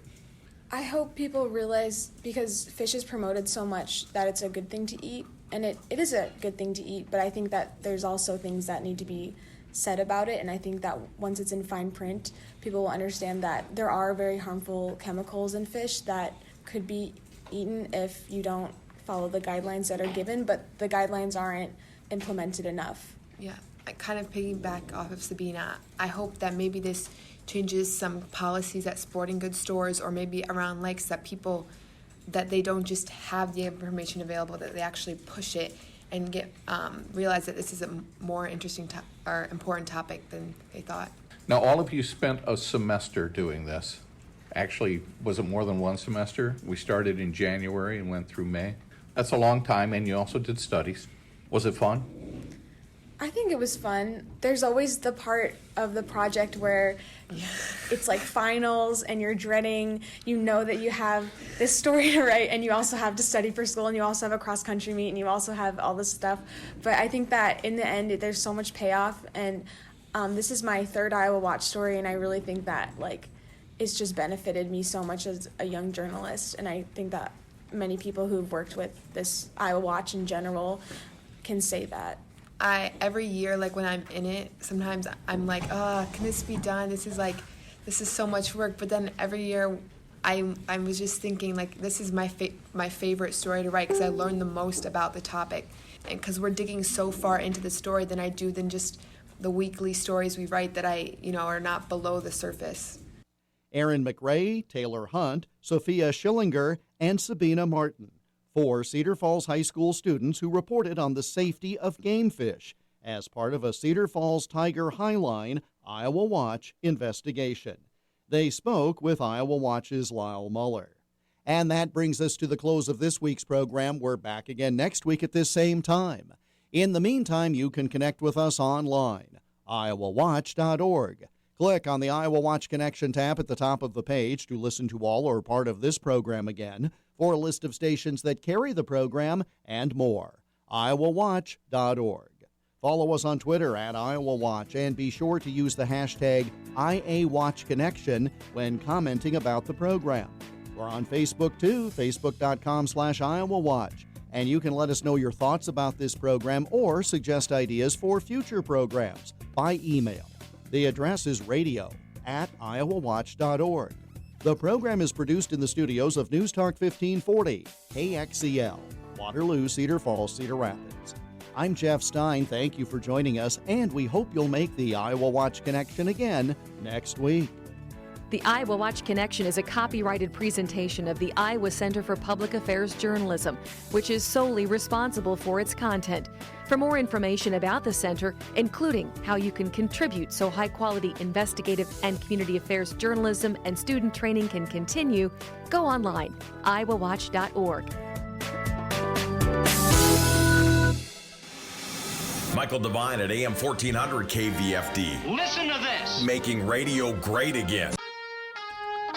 Big news, we may have the Scrapster in the next segment. I don't know if we can all handle that. But yes, I can't promise it, but the Scrapster may be here. This is AM 1400 KVFD, the voice for Dodge. Remember the operative phrase today, Des Moines Register sucks.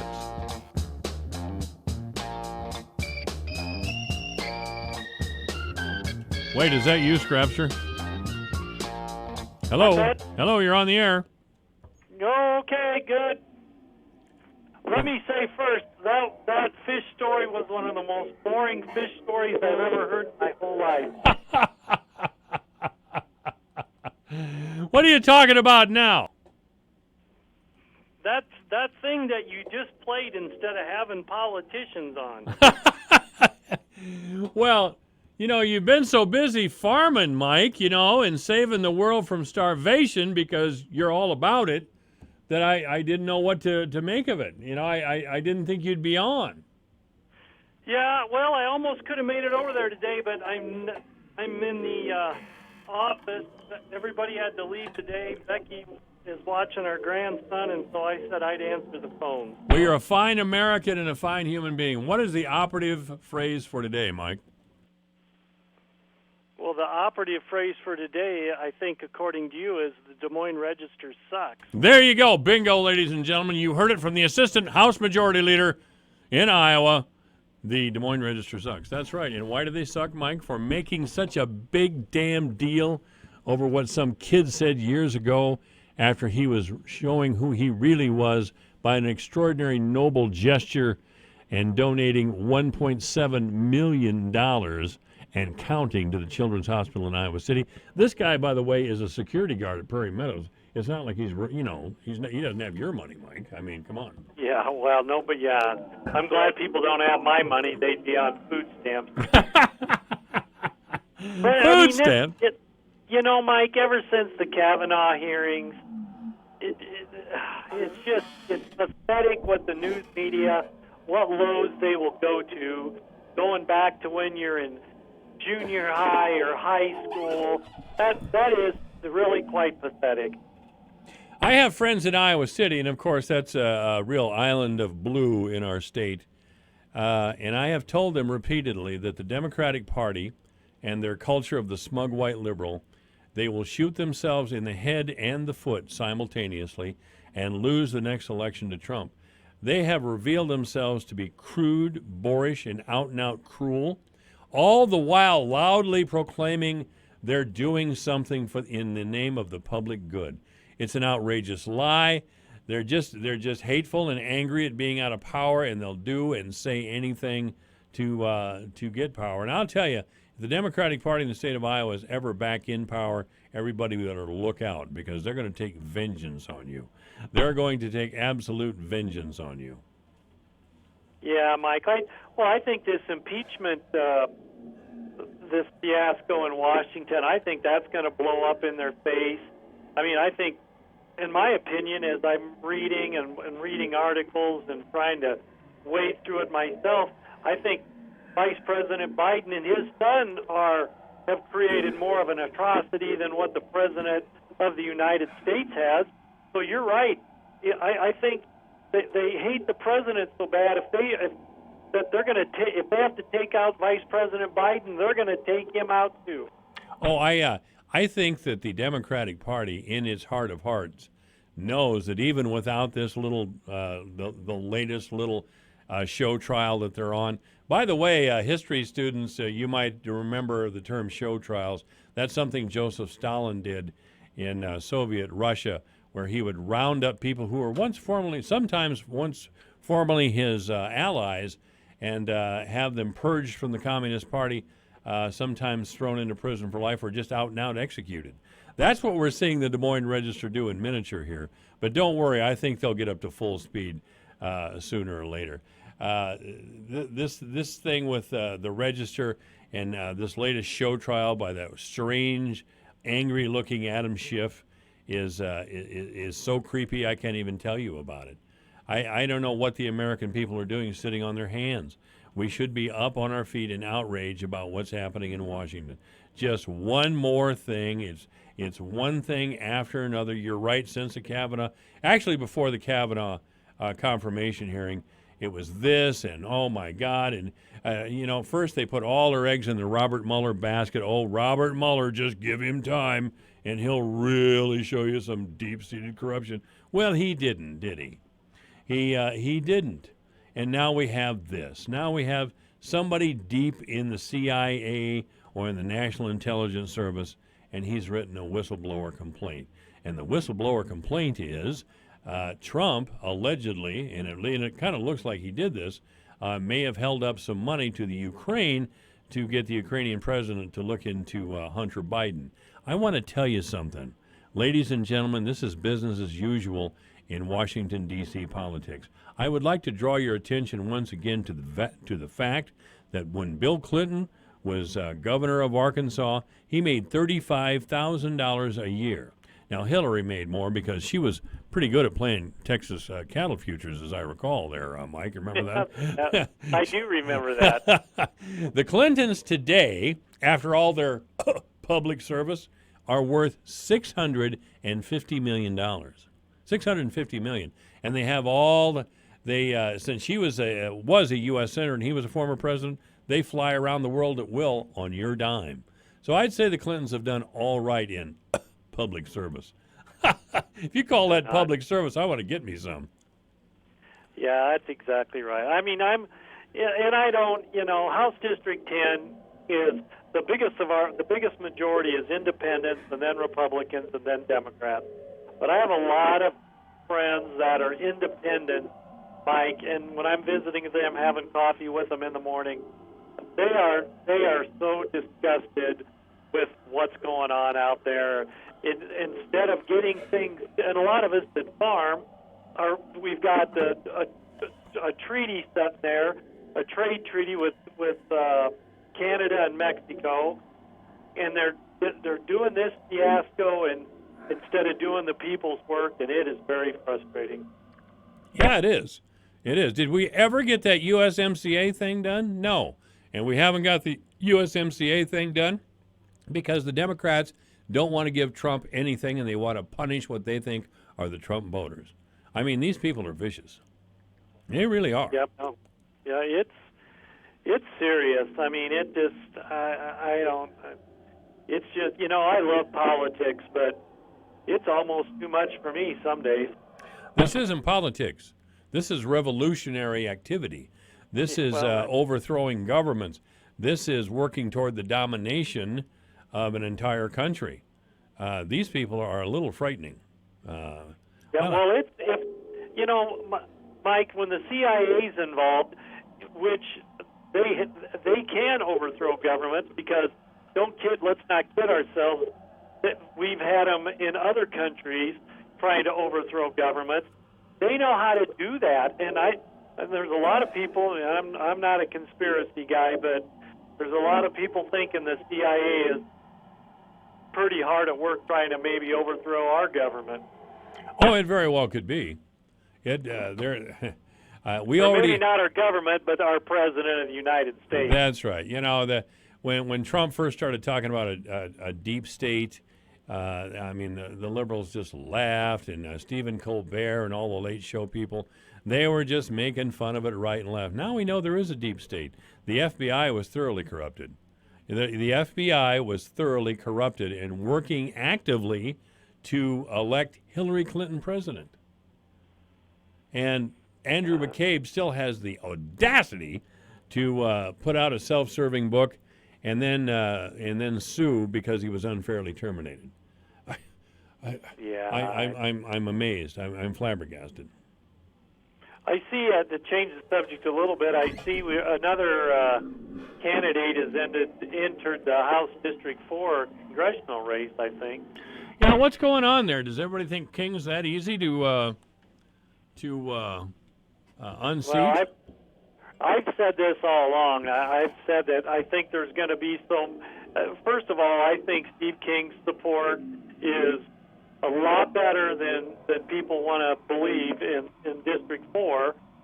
And the second thing is, I think those that want to get rid of Steve King, the Republicans that want to get rid of him, I think that we have so many candidates now, they're going to all get divided up, and Steve ends up winning the primary. So that's what I think is going to happen. Well, Jeremy Taylor and Randy Feenstra have told me on the air that they will work to phase out Medicare. Now, in the 4th district, where there's a lot of older people, I don't know how that's going to go down. It's not working for me at all. I'm on Medicare, by the way, and of course they are not saying that they'll take Medicare away from older people right now. It'll be a gradual thing, but I don't think that's why we sent Republicans from the 4th district to Washington. No, I don't either. I don't know I don't know if I was running for Congress if that'd be one of my platform planks or not. I don't know how popular that can be, but I don't either. I got to ask Senator Cranbrink. Of course, he came on this program, and I'm grateful for him for doing it. He came on this program and endorsed Randy Feenstra. And I asked him a few questions about it. And he just, he didn't want to pick a fight with Congressman King, not surprisingly, but he just felt Feenstra was the right guy. I'd like to know how. I'd like to talk with Tim a little bit more. I saw him last night at a city council forum, Fort Dodge City Council forum, here in Fort Dodge, out at the Friendship Haven. Councilman Nevin Conrad's running for re-election, and he has two challengers, Melvin Newsom and Mr. Offerman, I guess, from Hy-Vee. But anyway, yeah, it's this has been a very, very strange time. I really want to shift gears with you a little bit. Have you been out in the field yet or not? No, I don't have any beans that are ready. I may be close once this rainy spell gets by. It sounds like next Tuesday and Wednesday we have a chance of just getting drowned. Yeah, there's rain in the forecast. Yeah, it's going to be a wet next few days. You're right. Absolutely. So, but nope. Yeah, I haven't been. We've been working on machinery and getting everything kind of ready to go. We're actually setting pretty good. So, if we could just get the beans to dry down and the corn, I think the corn a ways away. A few guys have stabbed into some, and I think it's still, mid-20s. That's what I've heard. So, what's the price of corn these days? I think it's hanging around $3.50. I know it closed a little bit lower today. Let me just. October corn's $3.43 down 1. $3.43 down 1. How about the beans? Beans are $8.03 down 5. Down 5, but they were lower than that, weren't they? Yeah, they've got into the high 7s there for a little while. I think the boys in Chicago, Mike, I don't think they know any more than we do out here. They don't know what this crop's going to turn into. And I tell you, I went to Wisconsin yesterday. In fact, I was driving along the shore of Lake Superior. I went up there and picked up some sheep. And I tell you, the corn in Wisconsin is pathetic. Really? It's terrible. It looks terrible. I wanted to stop and go out and grab a couple ears, but I figured I'd get in trouble. But it just does not look good. So I don't think that corn's going to be a big deal in the market. But I don't know. I wonder what happened up there. It's the same thing that we had. In fact, I picked these sheep up about 50 miles south of Lake Superior, and the guy told me, he says, Mike, it rains almost every day here. Someday it might only be a tenth or a few hundredths, but some days we get drenched. And he said, but it almost rains every day. Is that right? It's been like that most of the summer. So global warming, huh? Yeah. I don't know. I don't know. We've had. This is about the third really rough year that we've had. I mean, we go back and forth. The weather's never going to be good. The weather's always going to be some kind of problem. And complaining about the weather is just something we do here in Iowa. That's but it does seem especially these last 3 years, have just been awful. They've just been. Yeah, it has been. I mean, a lot of us farmers joke. Last year we said was terrible, and we said, God, we were so glad to get rid of last year and start over, and this year's not any better. So. Yeah, that. Gosh, I thought we were gonna. We didn't have bad winter weather into the middle of January, but after that, boy, it went downhill fast.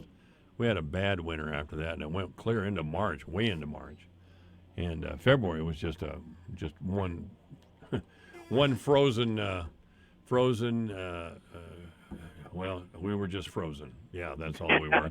And there was just a lot of snow and a lot of things going on that we didn't need. But yeah, I don't know. So if you start back in the session, I know the session doesn't start for another 3-4 months, and Do you have any goals as far as the session when you do get back to the State House? No, not really, Mike. I don't have anything that's really, pressing, personally pressing. Maybe Representative Meyer told you that, or shared that we have caucus on Monday. So after Monday, Representative Meyer or myself will have maybe a little more feeling of kind of what's going to happen this winter, maybe. And I don't know. I know a lot of it's. I think we're going to spend some time doing some training.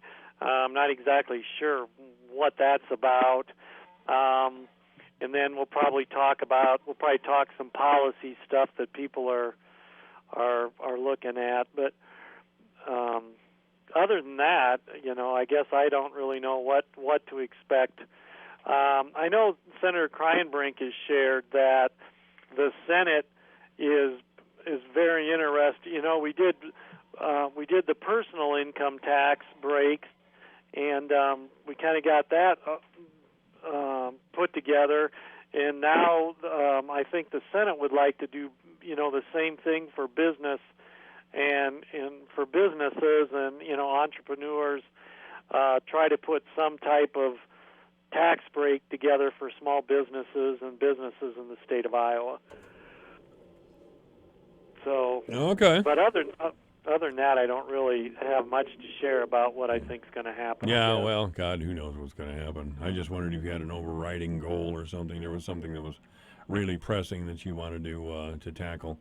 I've talked with Ann. There was kind of a little dust-up about her not supporting a bill to reduce judicial authority and how we choose the chief justices in the state of Iowa. Justice Cady recused himself from a lawsuit challenging the law that was passed earlier this year by a bunch of bitter Democrats.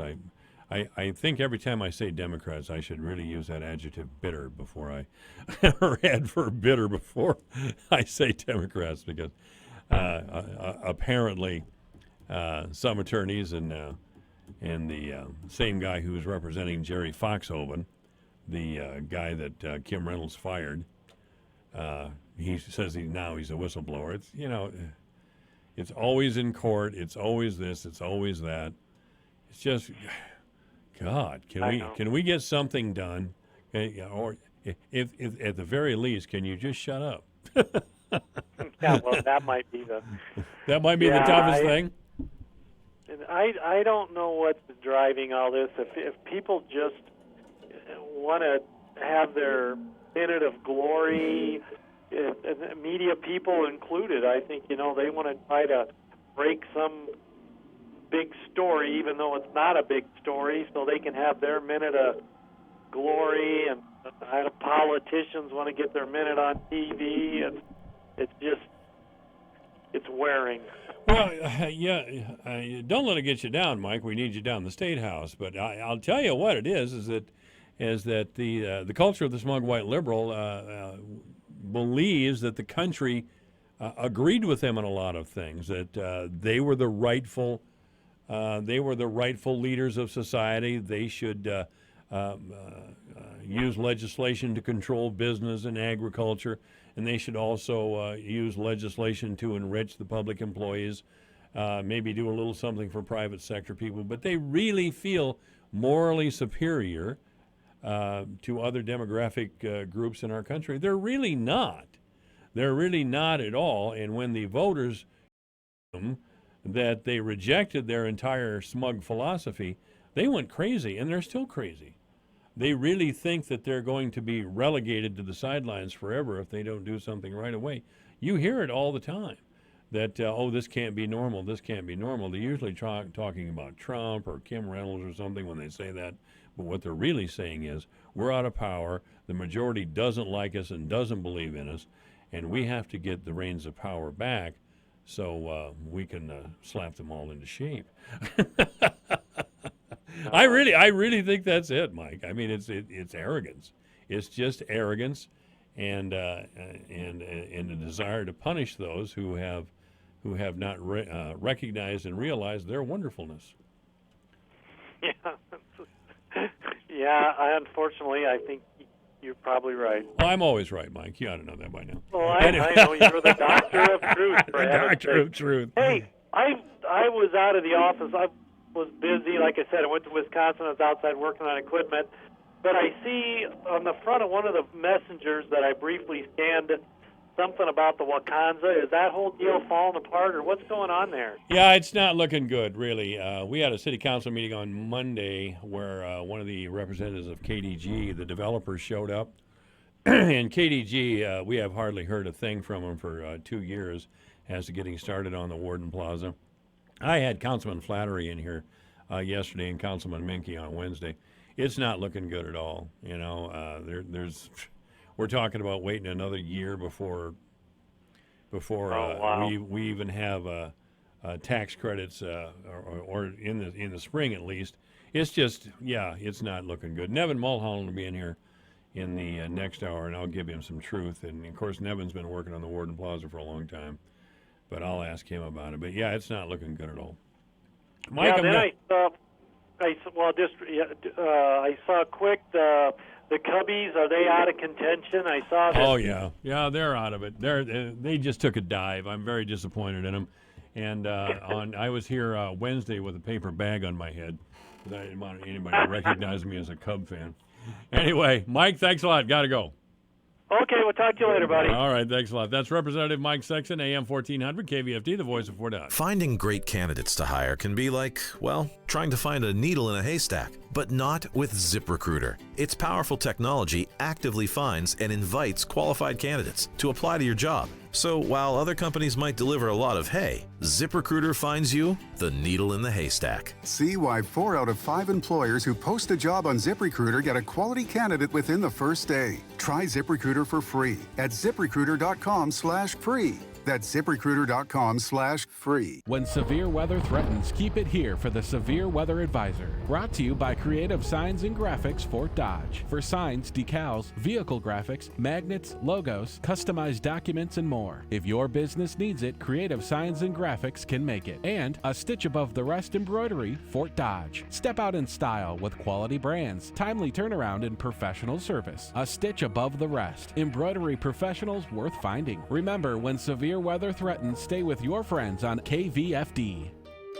Ever wanted to speak another language? Babbel can get you confidently speaking Spanish, French, or German within weeks. I just started learning Spanish with Babbel, and it's really helping my pronunciation.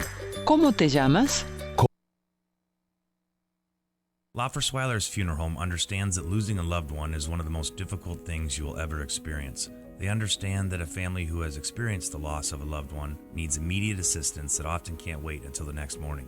Loffersweilers is there in the darkest moment of a family's life, guiding them through the emotional roller coaster of saying goodbye. More importantly, the staff at Loffersweilers listens and they care. Loffersweiler Funeral Home, Fort Dodge, serving families like yours since 1856. My kids' safety is my #1 priority. I always play it safe and sound when electricity is around. My mom taught me to play it safe. To be sure your little one avoids any shocking accidents, install ground fault circuit interrupters where electronics may accidentally come in contact with water, and child-proof your outlets. What about outside? You're right. Teach your children to come indoors when thunder roars, and never play on trees near power lines. Always look up. Let's stay safe together. Iowa's locally owned electric cooperatives want you to be safe and alert in your home. Staples is more than a place you go to buy a printer. It's where an associate explained the difference between an inkjet, a laser jet, and a super tank printer in a way I could understand. Where I found a huge selection of printers at great prices, so I didn't have to run store to store. And it's where I can easily find the ink, toner, and paper I need priced low every day. Staples is your one-stop shop for all your printing needs. And right now, save up to $200 on select printers. Staples, for your business printing and beyond. In-store only, ends 10/5/19 while supplies last. Exclusions apply. Have you Googled yourself or business? Did you find negative content? If so, your reputation and business are suffering. Forbes reports with 2 negative articles, you risk losing 44% of new business. At Fix Your Name, we can hide or remove negative content. Request the Reputation Guide free. Call 877-FIX-NAME. That's 877-FIX-NAME. 877-FIX-NAME. Or visit fixyourname.com. You're listening to AM 1400 KVFD, the voice of Fort Dodge. It's 4 o'clock. This is a Fox News alert. Subpoenas for the Secretary of State on Lisa Brady. 3 House committee chairmen want Mike Pompeo to testify at a hearing next Friday, October 4th, as part of the impeachment probe of President Trump's phone call with Ukraine's president. Technically, the House and Senate are out for the next 2 weeks, but we were told that there would be hearings probably over this recess. There's a lot of other witnesses that they want to hear from. Now, there's a whole laundry list of various ambassadors who might have a part of this dealing with Ukraine. We're also being told that at some point they want to hear again from the Inspector General for the intelligence community. That would be Mike Atkinson. They also want to hear from Rudolph Giuliani, the president's personal attorney, and also at some point, the big fish here is the whistleblower. Fox's Chad Pergram on Capitol Hill in a string of tweets again calling the probe a witch hunt. President Trump also suggests the whistleblower's information may have come from a spy or a partisan operative. The Trump administration's plan to detain migrant families together but indefinitely is blocked by a federal judge. Judge Dolly G. issued a tentative ruling saying the Trump administration's proposal to end the Flores agreement cannot take effect, though whatever the government comes up with to take its place has to be consistent with the agreement, which says migrant children cannot be held for longer than 20 days. That goes for children who come with families. Fox's Jessica Rosenthal, no word yet on a possible appeal. The number of vaping-related illnesses keeps growing. As of September 24th, 805 confirmed and probable cases of lung injury associated with e-cigarette use or vaping were reported to us by 46 states and the U.S. Virgin Islands. Dr. Ann Schuckett with the CDC, which also has 13 deaths under investigation, and now says THC products are a common link in many of the cases, but not all of them. America is listening to Fox News. Hi, I'm Jay Farner, CEO of Quicken Loans, America's largest mortgage lender. I've got great news. Mortgage interest rates have dropped. So if you're thinking about buying a home, right now is the time to lock that low rate, even before you find the home of your dreams. With our exclusive Rate Shield approval, the low rate you lock today is protected for up to 90 days while you shop for your new home. With a Rate Shield approval, if rates go up, your low rate stays locked. But if rates go down, you get that new, even lower rate. Either way, you win. Talk to us today at 800-QUICKEN or go to rocketmortgage.com to take advantage. Here's another great reason to work with us. For a record 9 years in a row, J.D. Power has ranked Quicken Loans highest in the nation in customer satisfaction for primary mortgage origination. Again, to lock in today's low mortgage interest rate and get the security of our exclusive Rate Shield approval, call us today at 800-QUICKEN or go to rocketmortgage.com. For J.D. Power award information, visit jdpower.com. Rate Shield approval only valid on certain 30-year fixed-rate loans. Call for cost information and conditions. Equal housing lender. License in all 50 states. NMLS number 3030. Federal investigators reportedly come up empty in their search for the cause of a diving boat fire that killed 34 people off the California coast earlier this month. A source tells AP FBI and ATF teams that spent 2 weeks examining the wreckage of the vessel were not able to determine how the fire started. A criminal probe continues. In addition to an NTSB investigation, the captain and several crew members survived. Another crew member and all of the passengers died. They were asleep and trapped below when fire broke out on the upper deck. A former police officer takes the stand at her own murder trial. Former Dallas police officer Amber Geiger showed jurors how she approached what she thought was her apartment door last year. It was cracked open. She heard noises and within seconds opened fire on who she thought was a burglar. It started hitting me that this guy, I have no idea who he is. And that's when everything it started to spin. I was confused. And that's when I dialed 911. She killed 26-year-old Botham Jean, her neighbor, in his own apartment. Fox's Jeff Manasso. Geiger could face life in prison if convicted. Ominous words from China's foreign minister. The lessons of the Great Depression should not be forgotten. Through a translator in a speech at the UN, warning that tariffs and trade disputes could send the world into recession. This is Bloomberg reported the White House was considering limiting U.S. investment in China.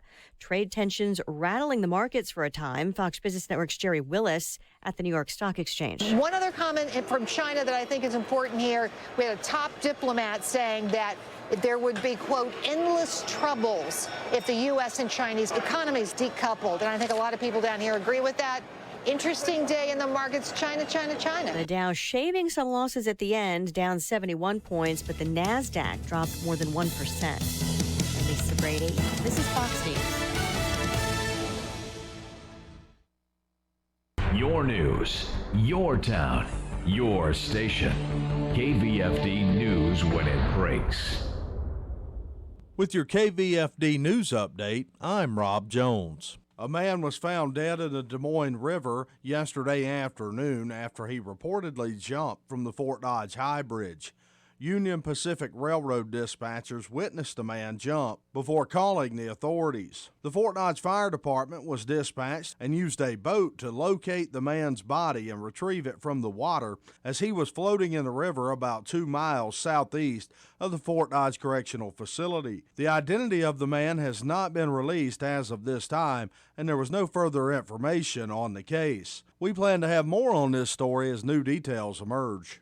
A two-vehicle accident yesterday here in Webster County resulted in a fatality. The collision happened just off of Highway 20 south of Duncombe. A semi-truck driven by Kirk Gunderson was driving west on Highway 20. As he was slowing down to make a turn, the truck was hit from the rear by an SUV driven by Ricky Mason. While being transported to the hospital by ambulance, Mason would pass away as a result of his injuries. A Bait of Iowa District 10 will be having its Santa in September toy run tomorrow. Registration will be 11 a.m. to 1 p.m. at Shiny Top Brewery here in downtown Fort Dodge.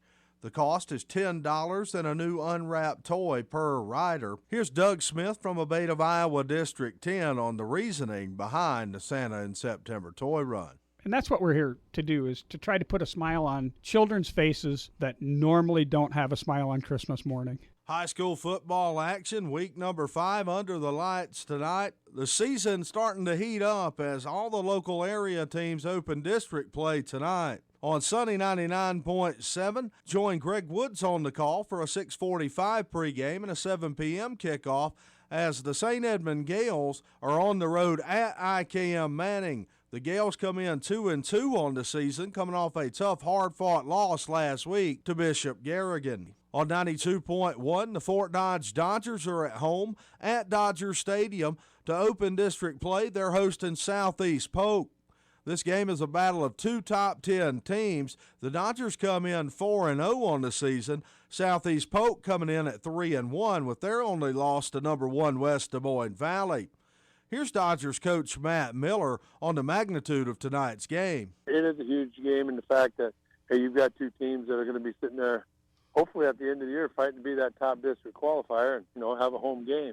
So, in that sense, it's a big game. It's week 1 of district, and that's what it is. The Dodgers will have a spirit walk at 5:30 outside Dodger Stadium. For KVFD from the Jerry Sheeter Newsroom, I'm Rob Jones.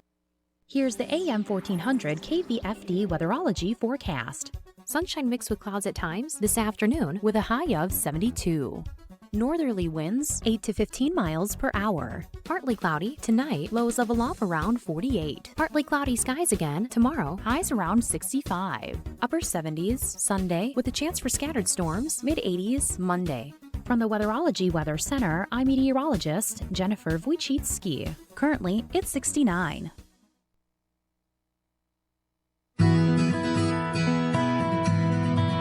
More than 200 outbreaks of E. coli were linked to romaine lettuce in the U.S. last year. Work is being done to prevent that from happening again. I'm Julie Harker, and this is Healthy Living on Brownfield. Food and Drug Administration Deputy Commissioner Frank Yanis says the agency is working with the Leafy Greens Food Safety Task Force to increase transparency. We've collected samples of romaine lettuce, and I'm pleased to report that no strains of pathogenic E. coli or salmonella of public health significance were found in the samples we tested. More training and testing is being done than ever before. He says that's why the FDA is launching a new study on leafy greens in Yuma, Arizona. We are preparing to collaborate with the University of Arizona and the Yuma leafy green industry to conduct a multi-year longitudinal study where we hope to identify potential risks and what farmers can do to mitigate those risks. He says traceability will be critical for food safety. Major Achilles heel, and that Achilles heel is a lack of traceability and transparency. All you have to do is look back to the 2006 spinach outbreak, lack of traceability. Look at the summer of salmonella in 2008. Was it the jalapeno peppers or the Roma tomatoes? Lack of traceability. And look at last year's romaine outbreaks. A lack of traceability. I'm Julie Harker with Healthy Living on Brownfield. I was feeling so alone. I was going through a really difficult time. I was embarrassed and a little scared. I didn't want to bother anyone. I didn't think they'd understand. I thought it would just make things worse. It was tough at first, but I did it. It ended up taking a huge weight off my shoulders. I feel a lot better. I'm glad I asked for help. I asked for help. I asked for help. I asked my teacher. I asked my aunt. I asked my dad. I asked my mom. I asked the Trevor Project. Now, I feel like I can get through this. I know that I am brave. You can do this. You can do this. You can do this. Ask for help. Ask for help. Ask for help. Ask for help. Whatever it is, ask for help. If you're thinking about suicide or need support, call the Trevor Lifeline at 1-866-488-7386. Trained counselors are there to help 24/7. Ask for help. Have the talk of the lifetime with the ones you love and make the difference of a lifetime. Grandma, this card asks, what's your favorite family tradition? Christmas would be my favorite. You know how we use the special tablecloth and all the fancy dishes? And those cookies you always make. Should we whip up a batch and bake some together now? Sharing stories and memories with those who matter most isn't just important today, it will be especially significant when it's time to honor a life lived. Contact Gunderson Funeral Home to learn more about having the talk of a lifetime. Here's a special message for those of you who owe the IRS at least $10,000 or more in back taxes. The IRS has special programs in place that could eliminate or reduce your tax debt by thousands of dollars. With a call to National Tax Helpline, you can stop the wage garnishments, levies, and tax liens now. Take down the number now for the Tax Helpline. 800-805-1055. That's 800-805-1055 for free information. 800-805-1055. When severe weather threatens, keep it here for the Severe Weather Advisor. Brought to you by Creative Signs and Graphics Fort Dodge. For signs, decals, vehicle graphics, magnets, logos, customized documents, and more. If your business needs it, Creative Signs and Graphics can make it. And a stitch above the rest embroidery, Fort Dodge. Step out in style with quality brands, timely turnaround, and professional service. A stitch above the rest. Embroidery professionals worth finding. Remember, when severe weather threatens, stay with your friends on KVFD. Michael Devine and Nevin Mulholland talking sports on AM 1400 KVFD. I got to get that updated so it says Nevin Mulholland and Randy Coleman are talking sports. Yes, you're about ready to take me off, aren't you? No, I think after our pregame here. Oh hell no! No! All you lawyers are like that. You're all nuts. When we start talking about the court, you start losing your minds. Well, it's what I've done for 40 years. I know that. I know and that. I feel lighten up a little bit. All right, lighten up. My God. Okay, what was the operative phrase? I suppose you guys haven't been listening, but the operative phrase today is the Des Moines Register sucks. Now, Representative Sexton, over in his office in Rockwell City, heard me to call up to say and affirm and stand by me in my proclamation today that the Des Moines Register sucks. The Carson King thing was an absolute fiasco. Do you know they fired the reporter now? They fired the reporter this morning that dug up the story on Carson King. But you know, you've been very attuned to this, but my understanding was the reporter brought it up with Carson King. He didn't say anything about it publicly in any story, but he said, hey, what about this? And then Carson King got ahead of it. And before he even wrote a story and said, hey, this has been brought to my attention by a reporter. That's right. I want to tell you about it. Mm-hmm. Okay? And so my point is this, is that had the Register written a story, that would bother me. But I feel like he brought it up. He talked to Carson King. I don't know if he's going to write a story or not. They did already. Yeah, they put it in there. They wrote a story. Yeah. Did they? Yeah, they put it in. The Des Moines Register felt compelled to do a search of Carson King to find out what was that pompous thing that Carol Hunter said this morning, the editor of the the editor of the Register, to give us a fuller picture of who this person, Carson King, is. And there's nothing bad about that, but they should have edited it and said, "Well, this isn't newsworthy. This isn't news." But, why do we even want to talk to Carson King about this at all? Something happened when he was 16 years old. Right. Let me say again, ladies I and would gentlemen, never put it in the story. I would have there's never, so many 16-year-olds, and I wouldn't have included. I wouldn't have sent their reporter to Carson King to ask him to comment about some racist tweet he made when he was 16. Ladies and gentlemen, let me confess again, I have used the N-word in my life. I'm not proud of it. I don't use it now. Haven't used it for many, many, many, many years. I think it's a nasty word, and I don't use it. But it's Is that Notre Dame? Is that what you're talking about? No. Oh, okay. No. Yeah. There are a lot of people that would say that. Not me. No, but Go Irish. So here's what the Register has contributed. Here's what the Des Moines Register has contributed. They poured cold water on a really nice story. They tried, whether it was intentional or not, they diminished a fine young man. This guy's a security guard at Prairie Meadows. It's not like he's a wealthy guy. And he contributes all this money, $1.7 million now and counting. So they fire their own reporter. To save their butt. What? Yeah, to make themselves look good. What has the Des Moines Register done here? They've just made. They haven't issued an apology either. They haven't issued an apology. They made a big mess out of everything. They are such liberals, and we should deport liberals. Oh, I think my illegal. Lord. It has nothing to do with any of that. Oh, exactly. They absolutely blew it. I get that. Well, all right. they And blew they've it been because subject to public ridicule. I get that. All right. They blew it because they're liberals. Oh, really? Let's don't go down that road. I got him all amped up anyway. No, that's so. I got you all wamped up over there anyway. No. All right. Did you bring your paper bag? I have mine over there in the corner. As Cub fans, I'm taking it like a man. You're taking it like a man? Yeah. Are you breathing into the bag or putting it over your head? Which or both? I tell you what, that has been a monumental, just choke job like I've never seen before. Wasn't it? I mean, it's been a colossal. Well, what are they saying? I mean, I know they got swept by the Cubs, which knocked them out, but they got swept by the Cards. And then, are they saying they're just tanking now? Not tanking, okay, but they got swept by the Pirates. Right now, this is a team that they beat a week ago. They scored close to 50 runs. They go into Pittsburgh after getting swept by the. Looks like they're calling it in. Yeah. I mean, and then last night they didn't play very many starters. Some of them are hurt. They could play, but they're not going to. They're shutting down Darvish or shutting down Lester, or they're going to shut everybody down.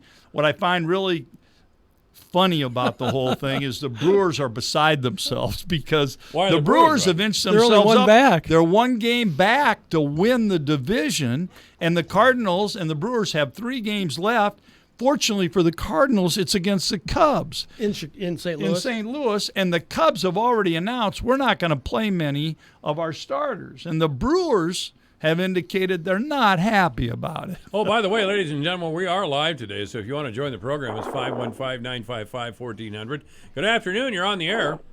Yeah, I'm just curious on, maybe this is directed at Nevin, what do you think about Creighton basketball getting involved with all that trouble with shoes?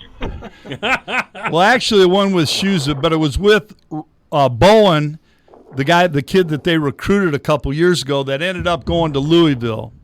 And that was all part of the Adidas deal because allegedly Louisville received $100,000, or I'm sorry, Bowen received $100,000 through Adidas to go to Louisville. But the claim against Creighton is that in the manner in which they were recruiting this kid, they had offered his mother a job and allegedly money, which they've denied, and involves an assistant coach and by the name of Preston Murphy, who's still not coaching. He's on administrative leave and has been. He got all tangled up in the whole shoe deal.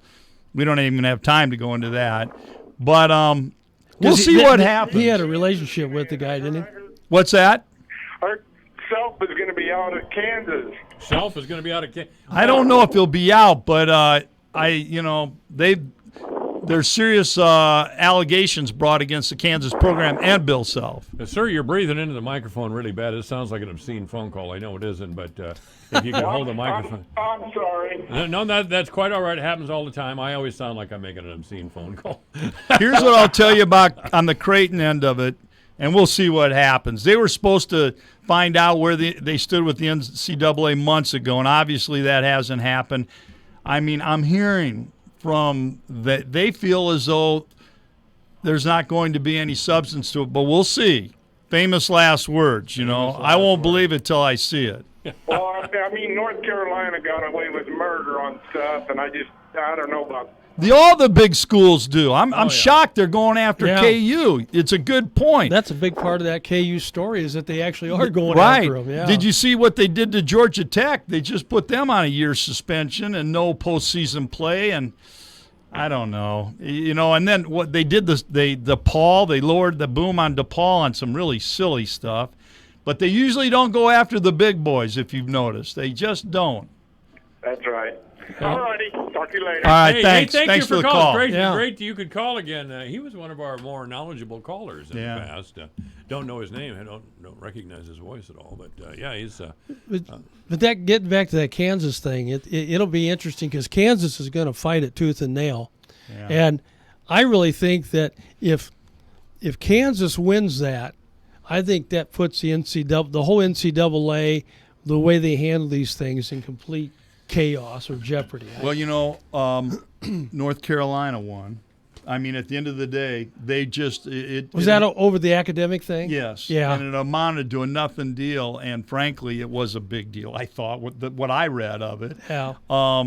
And so the way they got around that is that any student could take that worthless course. Yeah. And most of them were athletes. I understand they all that. happened to be in the basketball team. Any student could take it. So, but you're right. And you're right. I mean, I think there's the holy grail in this thing is Duke. Because you know the stories like about Zion. Nothing sticks to Duke. Zion, and there was a lot about him receiving $100,000, right. And that it was. Is that a problem? Pretty reliable information, frankly. But Duke's like Teflon. Yeah, nothing sticks. No, we're not going to talk about Duke. They're the holy. They're Why the holy is grail. that? Well, I don't know. Because they're a big. They're a major basketball They're a blue blood. Yeah. And the blue bloods. People turn on the TV to watch Duke. They turn on the TV to watch North Carolina. They turn on the TV to watch KU, I think. Not quite at the level of other schools, but nevertheless. So this is a big deal that they're going after Kansas. Yeah. And we'll see how it plays out. But I think you're right, Randy. I think they're going to be very aggressive, KU is, in defending against these allegations. Well, I did invite Eric Pratt on the air with us today, but he couldn't do it. Yeah, I see he won another award. Did win. He won another award, and congratulations. Absolutely. I don't think the Messenger sucks quite as hard as the Register does. But for the There's most part, high praise. Congratulations, Eric. Yeah. But the Messenger overall does suck, with one exception: the sports section. They get it right, and Eric Pratt is a very good sports writer. Dana Becker, who I knew who I have known since he was a little boy, hardest working man in showbiz. And he has an MMA. He does MMA coverage, which is real strong with younger men. They do a terrific job with local sports at the Fort Dodge Messenger, and Eric Pratt's a big part of that. So congratulations to him for a very well-deserved honor. The Dan McCool Media Award, whatever that is, I have no idea. But it's the wrestling award. Yeah. For that's right. It's a wrestling award, isn't it? It's been a good time to cover wrestling around here. Yeah. It has been a really good time to cover around. Which, by the way, I think Drake Ayala is the #1 rated wrestler in the state of Iowa right now. In all that wouldn't weights. Surprise me. He is the #1 prospect in the state of Iowa. Tough kid. Awful good wrestler. Yeah. And Bobby Thompson, I'll tell you. I don't want to put down any previous wrestling coaches. Don Miller, Ed Birnbaum, they did great jobs. Don had a state championship team. But Bobby Thompson has really brought something to that wrestling squad. I think he knows the kids to recruit and works with them. Well, and they've got. I mean, let's face it. These kids start wrestling when they're 6 years old, as you know, Mike. God, And yes. so you got motivated parents, and Fort Dodge has that great wrestling tradition. So they've got motivated parents that are willing to spend the money and work with their kids and get them out there going to these tournaments when they're real young and developing these young wrestlers. And heck, look at these guys. They're freshmen and they're state champion by the time they're just freshmen. My grandson took second in the Midwest Nationals last year. Did he? Yeah, he's Congratulations. He's 8 years old. Yeah.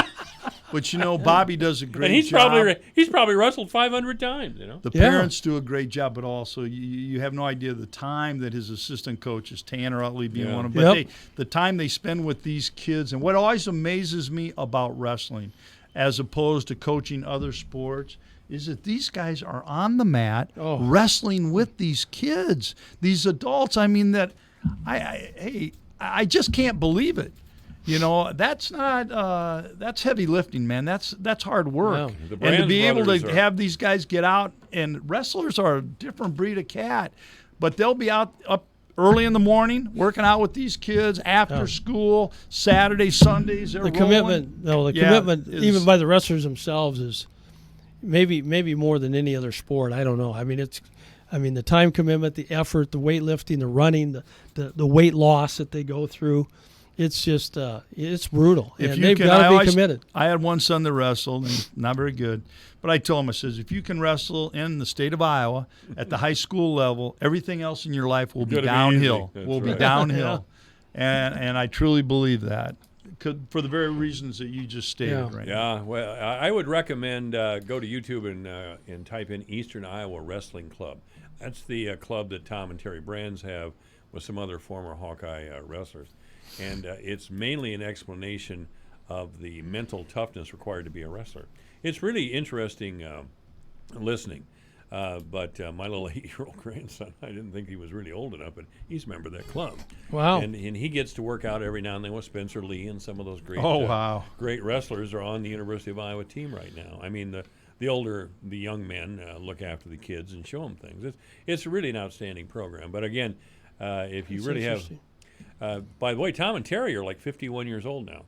So they're still out there wrestling with these very young guys, these very talented young men. They all do. These coaches, I mean, that's all part of the job. It stuns me. I just, wow. I mean, how does a 51-year-old get on the mat with Spencer Lee, for God's sake? I don't know how it turns out, but I wouldn't completely discount Tom Brand. So how did your 8-year-old grandson do against Spencer Lee? I don't think he took him quite yet. Yeah, okay. I don't think he took him. But took him down, but then after that, it was all downhill. It was all down. It was all downhill after that. Spencer Lee got pinned at Oklahoma last year, or last wrestling season. Yeah, but he won the national championship. He won the national championship anyway. But that Oklahoma kid was so psyched up to wrestle him, he just stormed out and took the match. But it was exciting. It really was. When Oklahoma and Iowa are reviving a real rivalry. Oklahoma or Oklahoma State? John Smith. What is he? Oklahoma State. Okie State. Yeah. Okie State, okay. That's what I. Okie State. Yeah. So, getting back to Dodger sports, a big game tonight here at Dodger Stadium. That's right. Who are they playing? They're playing Southeast Polk, who's ranked 8th in the state, and the Dodgers are ranked 7th. That's going to be a heck of a football game, and it'll be a good measuring stick for the Dodgers too, to see how they stack up against a really good team out of the Des Moines area. I'm ready to see that game. I think I'll go out there tonight. Yeah, it'll be a real good game. I mean, it'll be interesting. Southeast Polk, they're 3-1. Dodgers are undefeated. Southeast Polk's played a pretty heavy schedule so far. Dodgers, the knock is they haven't. The teams they beat are 3-13. But that's fine. I mean, it's now it's showtime. Right. And so, but you wonder. I mean, jeepers, being rated number 4 in the state right now. I think Southeast Polk is better than their rating. And Southeast Polk, they're lost. They're better than a top 10 rating? Yeah, than 8. Well, Southeast Polk lost their star tailback, too, who transferred to Dowling, who's an Iowa commit. He's a 4-star running back. I thought Think about that. How good they'd be if they still had him on their team. He transferred to Dowling. Why? He wanted to play for wants to win a state championship. Dowling's won 6 only got to the semifinals last year. That's right. We can't have that. Yeah, and I don't know how that. I guess they must have moved into into because you Valley can transfer with it. Oh, that's right. Yeah, they got open enrollment, but they have open enrollment. But usually you have to sit out 90 days. Maybe he transferred last spring though. I don't know. Maybe that's what he did. Good. That's true. But they're all doing it down there. This isn't the first time. They'll transfer in and out of other schools. But maybe they did transfer after football season. Might have. Wow. So, but that'll be a good game. And then the Gales are playing on the road against IKM. Manning, yeah. Right? Yeah. And what does that stand for? I know where Manning is, but it's down by Carroll. But I know that. I can't think of it either. But well, Manning's down there by Carroll. I don't know what the I and the. But anyway, what I had heard was that even though they're 1-3, I guess they've played their 3 losses are to rated teams or something. Right. And this is the same team that drilled the Gales last year. I mean, beat them badly, about 40-something to 9. And a lot of those kids are back. So don't be fooled by the records. That point is well taken. Though I think St. Ed's is improved, much improved from where they were a year ago.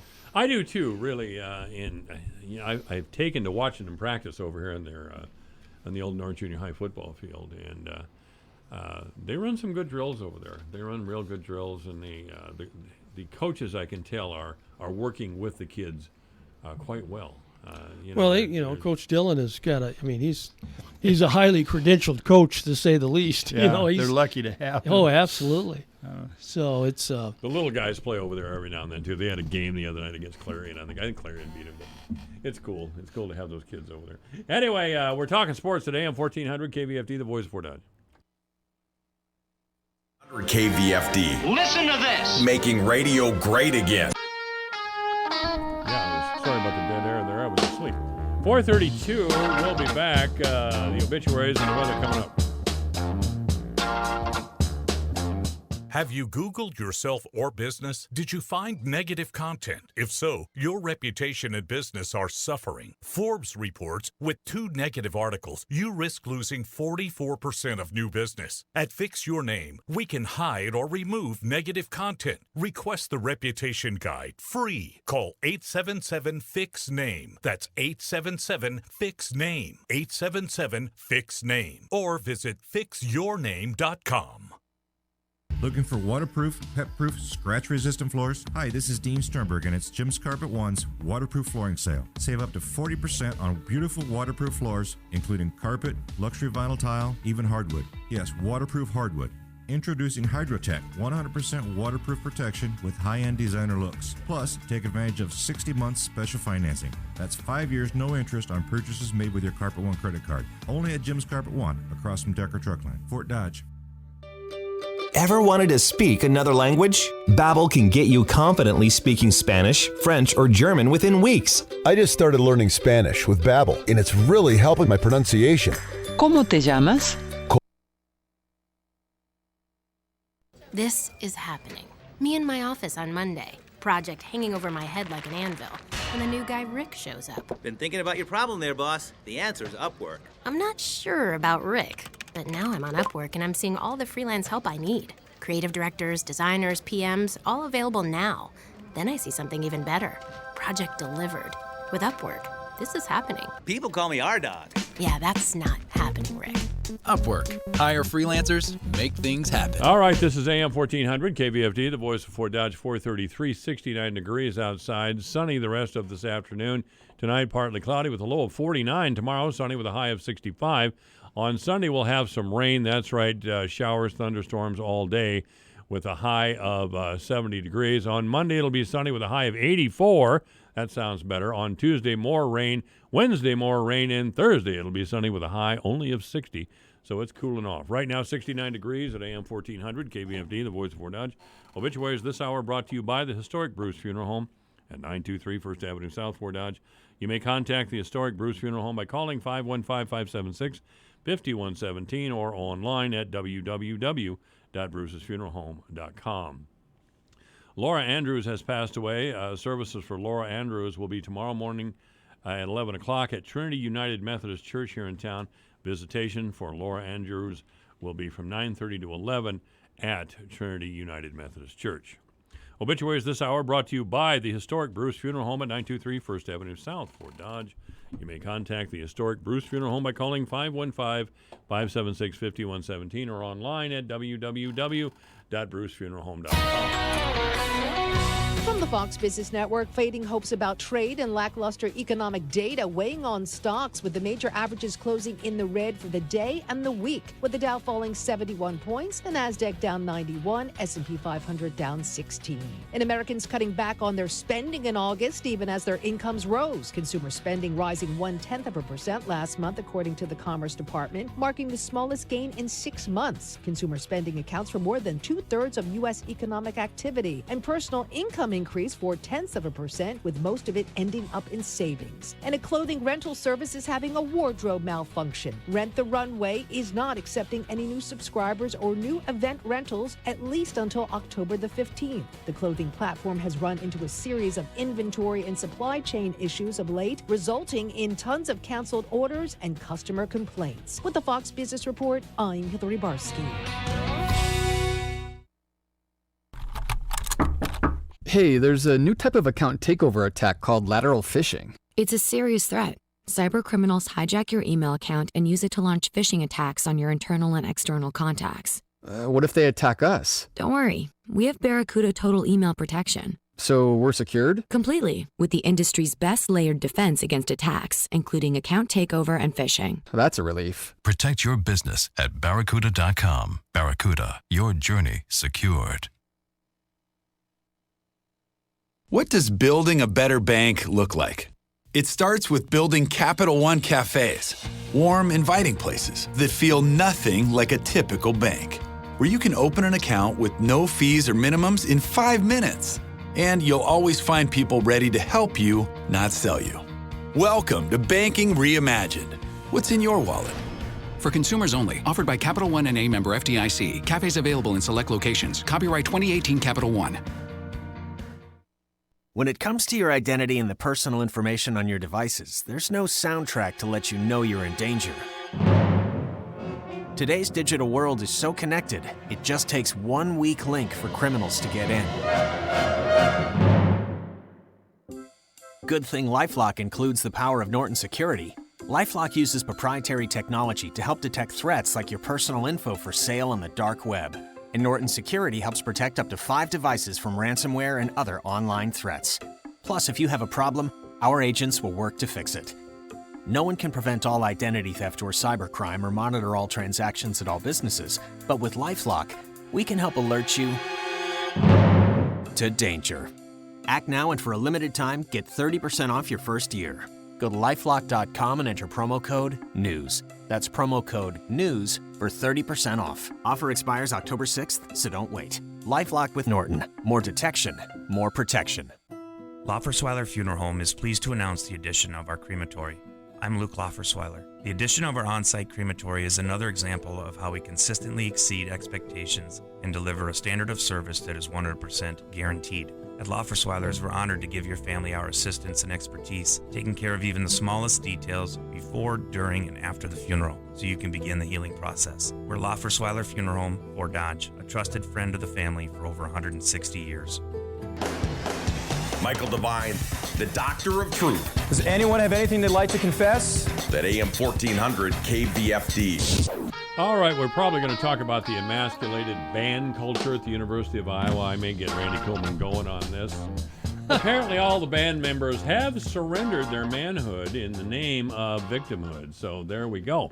What a tragic story it was, huh, Randy? Somebody sprayed beer on the University of Iowa band team. I'm outraged. Nevin, did you get a call to represent some of these band members? I suppose you did. I was going to, and then when I found out they went out the wrong exit, I said, "Oh, hell with it! They got what they deserve." They got what they deserved, is right. Well, I just think it's isn't it interesting that the bands are the ones that are going to lead to we're not going to play each other in football anymore because the bands. I mean, give me a break. Some band geek got beer sprayed on him. Well, actually, man! I thought I read somebody had some broken ribs. Broken ribs. They even said sexual assault. I don't know how you do that in a marching band. And nobody's come forward to say I'm the one with the broken ribs, and nobody's come forward to say I'm the one that was sexually assaulted. Nobody. It's just this one kid cried all over social media.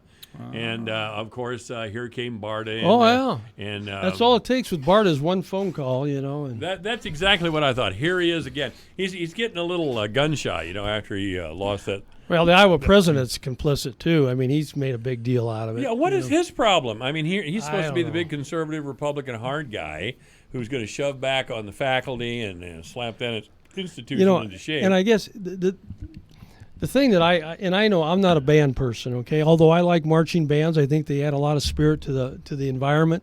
So I'm all for that.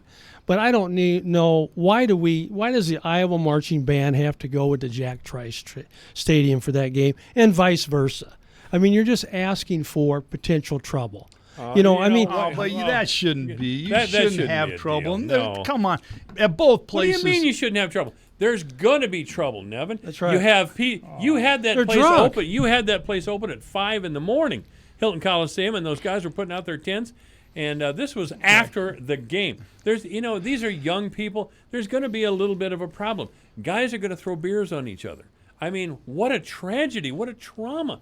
Grow up. Then what I heard, you don't need to be picking on either band. Not only did they go out, they're not picking the band. They are. Come on. They do. I see it at both venues. I mean, it happens. Yeah. And I'm sorry. I'm bombed. I'm drunk. That's okay. That's a good excuse then. Yeah. It goes without saying. Okay. Actually, it is. My Don't be Lord. such an elitist. You are from Fort Dodge. You're going to have a little. You are a by God Fort Dodger. Quit crying about a little spell beer. We'll make you go live in Badger. I'm just saying it doesn't make it right. Iowa marches out, and then what I was told by someone that was there was not only were they marching out into the middle of the Iowa State crowd because they went out the wrong gate. Intentionally. The band director and they took were them right playing into the Iowa fight song. Loudly. I mean, yes.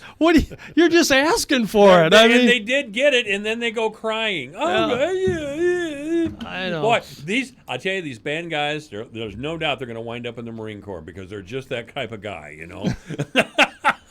Well, there's a lot of girls in there too, but it's unfortunate. Yes, there's a lot of girls over there. In the band. I can't believe you over there. You grew up in Fort Dodge, Iowa, and you're all grossed out over beer spills. I'm not. But it's so unnecessary. I mean, you go to these games. Fun hater. I'm not a fun hater. Everybody can have fun, but I'm telling you, Mike, you go to some of these football games. I'm not saying Iowa State or both venues. People get so drunk, and the language is horrible. The language. Bad. You take kids to that game, they shouldn't have to tolerate that. Yeah. And hey, the band shouldn't have to tolerate it. Iowa State's or Iowa's, wherever they are. Come on. You are so old. But that's my point, though. Old. You're not going to change that behavior, so don't bring the band. I mean, that's my point. It adds to the whole pageantry of the game and all the right, energy. just have the home team band. Well, that's Randy's saying. That's what I'm saying. But I think you ought to be able to bring your band, and they ought to be just fine at the other venue. I remember when Iowa was clobbering Wisconsin when Hayden Fry was at Iowa. Yeah. You remember how they'd come out of that chute and they were throwing liquor and beer bottles at the Iowa team when Iowa was coming through the tunnel. I don't remember it, but Camp Randall. I mean, I'm sure this has been going on for years everywhere you go. But it's just bull. I know. It's wrong, and it shouldn't. Really, rowdiness at a football game is part of the football game, as far as I'm concerned. Rowdiness, now throwing liquor bottles and beer and getting physical, actually touching other people. Now, I told you about the ISU game I went to a number of years ago, and this poor drunk ISU woman was shaking her butt at right next to my head, trying to moon the Iowa guys, I guess, and you both laugh like hell. Now all of a sudden, oh my God! We were laughing because you had passed out and she was just sitting there, and you were looking at her butt. She wasn't mooning you. Yeah. The thing I found funny was said, "All right, honey, let's go. We gotta go home." That was the part. And it didn't work. That didn't work either. I tell you, I get no respect. I tell you, I just get no respect. Well, since we're talking kind of football here, all right, kind of football. I think the interesting game. There's not a lot of big games on this Saturday, but that Iowa State Baylor game is going to be an interesting game. I think it's. I don't know what the point spread is, but I think it's going to be a toss-up. Let's check the Fort Dodge Ford forecast here. I think. Well, they're all picking Iowa State. They always do. It'd be a little hard for them to pick Baylor. Really? Yeah. I'm going to load up with Iowa. Yeah, let me know what. Here's Nick Johnson from Ames Ford. I want to bet a couple thousand on a game. What's Nick think? Yeah. Here's Craig Barber. Let's ask Craig. Maybe we should have. He's picking Iowa. I know for sure. He always picks Iowa. Everybody's picking Iowa. Well, Iowa is playing Middle Tennessee. But the Iowa State Baylor game is a competitive game. It is. All right. Kansas State, Oklahoma State. Who are you picking here? I'm going to pick Kansas. Where's that at, Mike? I don't know. It doesn't say here. Well, it's probably the K-State will be favored. Yeah, I think they're undefeated, and they had a big win last week. It'll be the last team on the list. Four of the 5 Fort Dodge guys, Fort Dodge Ford guys, picked Oklahoma State. Craig Barber, the only one who picked Kansas State. Really, they picked Oklahoma State. Kansas State looked good against Mississippi State. Yeah, I don't know how good Mississippi State is. Virginia versus Notre Dame. That'll be a good game, but I'm picking Notre Dame on that one. Well, most of them did, but again, Craig Barber breaks the mold and goes with Virginia. I don't know what he knows Craig. about. I don't know. Yeah, he's thinking out of the box here. I don't know what. I don't know what he knows about Virginia. But if he doesn't, he just hates Notre Dame. That's Rhonda Chambers is in here too. Rhonda's picking games here. Is she okay? And she's now I would listen to Rhonda. Yeah, you would listen to Rhonda, wouldn't you? Because she talks to JP, I suppose, and so she knows. I wouldn't listen to JP. But no, it has nothing to do with JP. Well, don't you have the big boy game of the week over there? Don't you? I do. Have, all right, Manager Mike's Slack of the Week, folks. Now listen up. This is what you need when Manager Mike.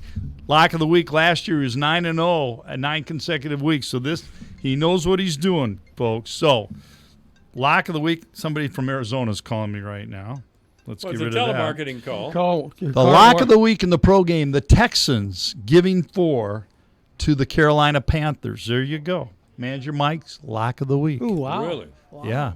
They're giving getting 4. Oh, they're getting 4. No, they're giving 4. Excuse me. Yes, they're giving 4 because it's in Houston.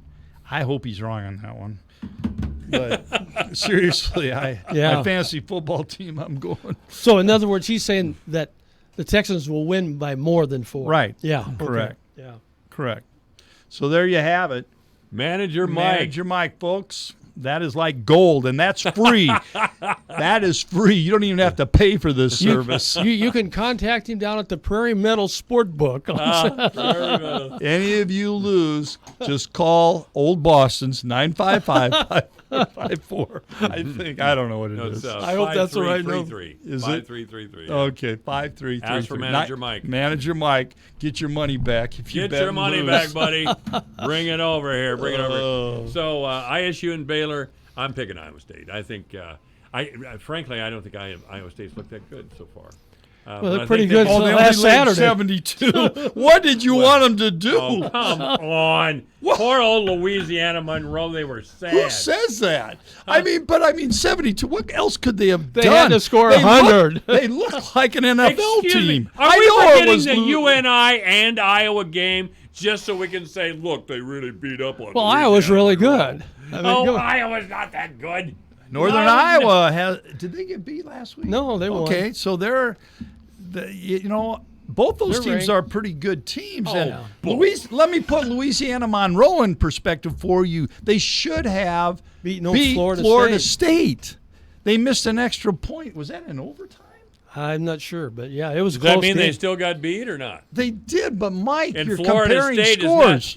Florida State is not the Florida State it used to be. We talked about this last week. But didn't they win this last week? They won last week. They did. They did. I mean, they're catching a lot of heat because they're not beating up on everybody. But I mean, when you say, well, Iowa State really doesn't look very good. Oh my Lord, they don't. They looked really good last week. Did they really look good against that team? I watched the whole game. I was not dazzled by what I saw. You talking about the Cubs or Iowa State? No, Iowa Iowa State.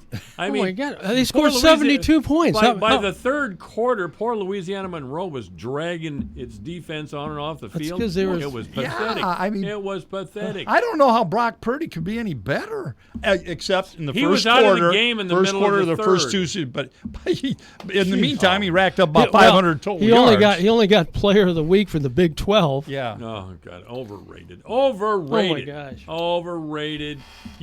Nevin, you always overrate people. You always do.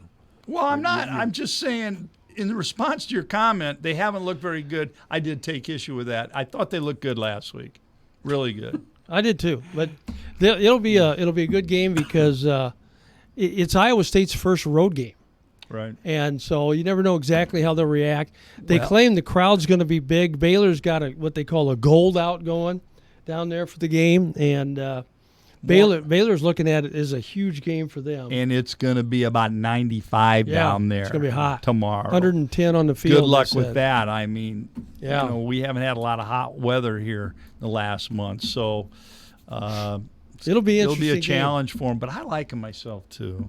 Yeah, I do too. I would pick Iowa State. I think it's going to be a close game, though. Okay, so speaking of overrated, the Hawkeyes are playing Middle Tennessee State. Oh wow, another tough one. What a rigorous schedule Iowa has again this year, and they're ranked in the top. Believe me, when it gets into the Big Ten, it's no cakewalk. Right. This is. I'll agree. In the past, their schedule's been a little. They've had the benefit of a favorable schedule, not this year in the Big Ten. Yeah. And frankly, Mike, yes, Nevin, playing Iowa State. That was a big non-conference game. That's a good football team in spite of what you think. And playing them at Ames. Yeah, so, I mean it's and see they're playing 9 conference games now, so you only get 3 you used to get 4. Now you only get 3 non-conference games. So if you're always playing Iowa State one year, that gives you 2 other non-conference games. And I look at Northwestern, they go out and they play this tough non-conference schedule and they get their butts kicked, and then they're beat up by the time the Big Ten season comes. I mean, I understand the scheduling piece of it, and you have to balance it. You got to do. throw a couple patsies in there in the non-conference. I get it. Look at it this way: if Nebraska would have played Middle Tennessee State instead of Colorado, they'd probably be ranked in the top 20 right now. They'd probably get game day. Oh, that's right. They did get game day. They did. Yeah. What's that all about? Nebraska did win last week, didn't they? Oh, barely. They had to come back from behind. Mike, you want to talk about somebody? They haven't really looked that good. You can say that about Nebraska. Right. I will let you make that statement. Thank you very much. Let me say it now. Nebraska really hasn't looked that good. They're 17-point dog to Ohio State tomorrow. Is that who they're playing? Yes. Ohio State's looked very good. I hope that's on TV. Yeah. Well, it might be who's to say it won't be a decent game? Ohio State's really good. 17-point spread if you're betting that's a little heavy. I don't know. And they'll be jacked up in Lincoln. Oh, yeah. I don't For think everything that you thought that Iowa State put on that type of show, this will be like Iowa State Ames on steroids. I don't even think I would stay away from that game. I wouldn't bet that game. I wouldn't bet the game at all. Oh, I agree. It's a you never know what happens in those kind of games. Think of 2 years ago when Ohio State rated came into Iowa City and got beat by 30. You can't let go of that, can you? Huh? No, mainly because you forgot about it. Yes, I did. I pretty much forgot about it. But no, we'll see what Scott Frost does. The second coming of Tom. See if he's the second coming of Tom Osborne. They're lucky they won last week. Yes, they're very lucky. Let me tell you, I can't remember who they play. Illinois. Oh, that's right. Yeah, they dodged a major. And that's they right. were. Can I say that Illinois hasn't had a history of being all that good this year? They got beat by Eastern Michigan the week before. Yeah, that's right. And they've been pretty lousy. They've been pretty Wow. lousy under Lovie Smith. I don't know how he stays in the game over there, but We haven't been there that long. So 3 years, been over I there think. 4 or 5 years, hasn't he? this is probably third year. I Yeah, bet. third maybe. Is that all? Maybe 4th. I think so. Time flies, but When you're having fun. the good thing about the Hawks play Middle Tennessee State is, they had a week off after the Iowa State game. Was it Iowa State? Yeah, and then they're hurt. The defensive secondary is beat up, and they're still not going to be playing any of those guys for this game. No. And Alaric Jackson, our left tackle, that's a potential first-round draft choice. He's not going to play still, but maybe these guys will get back and get healthy for the Big Ten schedule, and they're going to need them because that secondary didn't look real good against Iowa State. And they're real thin back there right now. Right. They're second and third teamers. Actually, a lot of third teamers. They've got a couple of them, yeah. That corridor or whatever from Dowling, who's played very well, by Yeah. the way. I mean, the fact that he's a walk-on. But speaking of not looking real good, your boy up in Michigan, Jim Harbaugh. And Not looking good. Not looking good. Not looking good. That was a major beatdown Wisconsin laid on him. Oh, and I watched part of that game. That was embarrassing. Wisconsin walked all over him. They did. Oh, it was terrible. So who are the teams in the country that are looking really good right now? Alabama and Clemson. Georgia. Georgia's not. Yeah. Who did Georgia play? LSU's looking awful good, they beat Notre too. Dame in a tough game. Notre Dame representing themselves pretty well. That was a good ball game, but Georgia's a really good team. Georgia's a LSU tough looks little good. team. Ohio State looks good. Wisconsin looks good. Wisconsin looks good. They're a handful, man. They got a quarterback, as you said, and more importantly, this running back's a real deal. He's really good. And then they got the big boys up front, as they always do. So we're just too small in Iowa to compete with those guys. We just can't do it. Compete with them.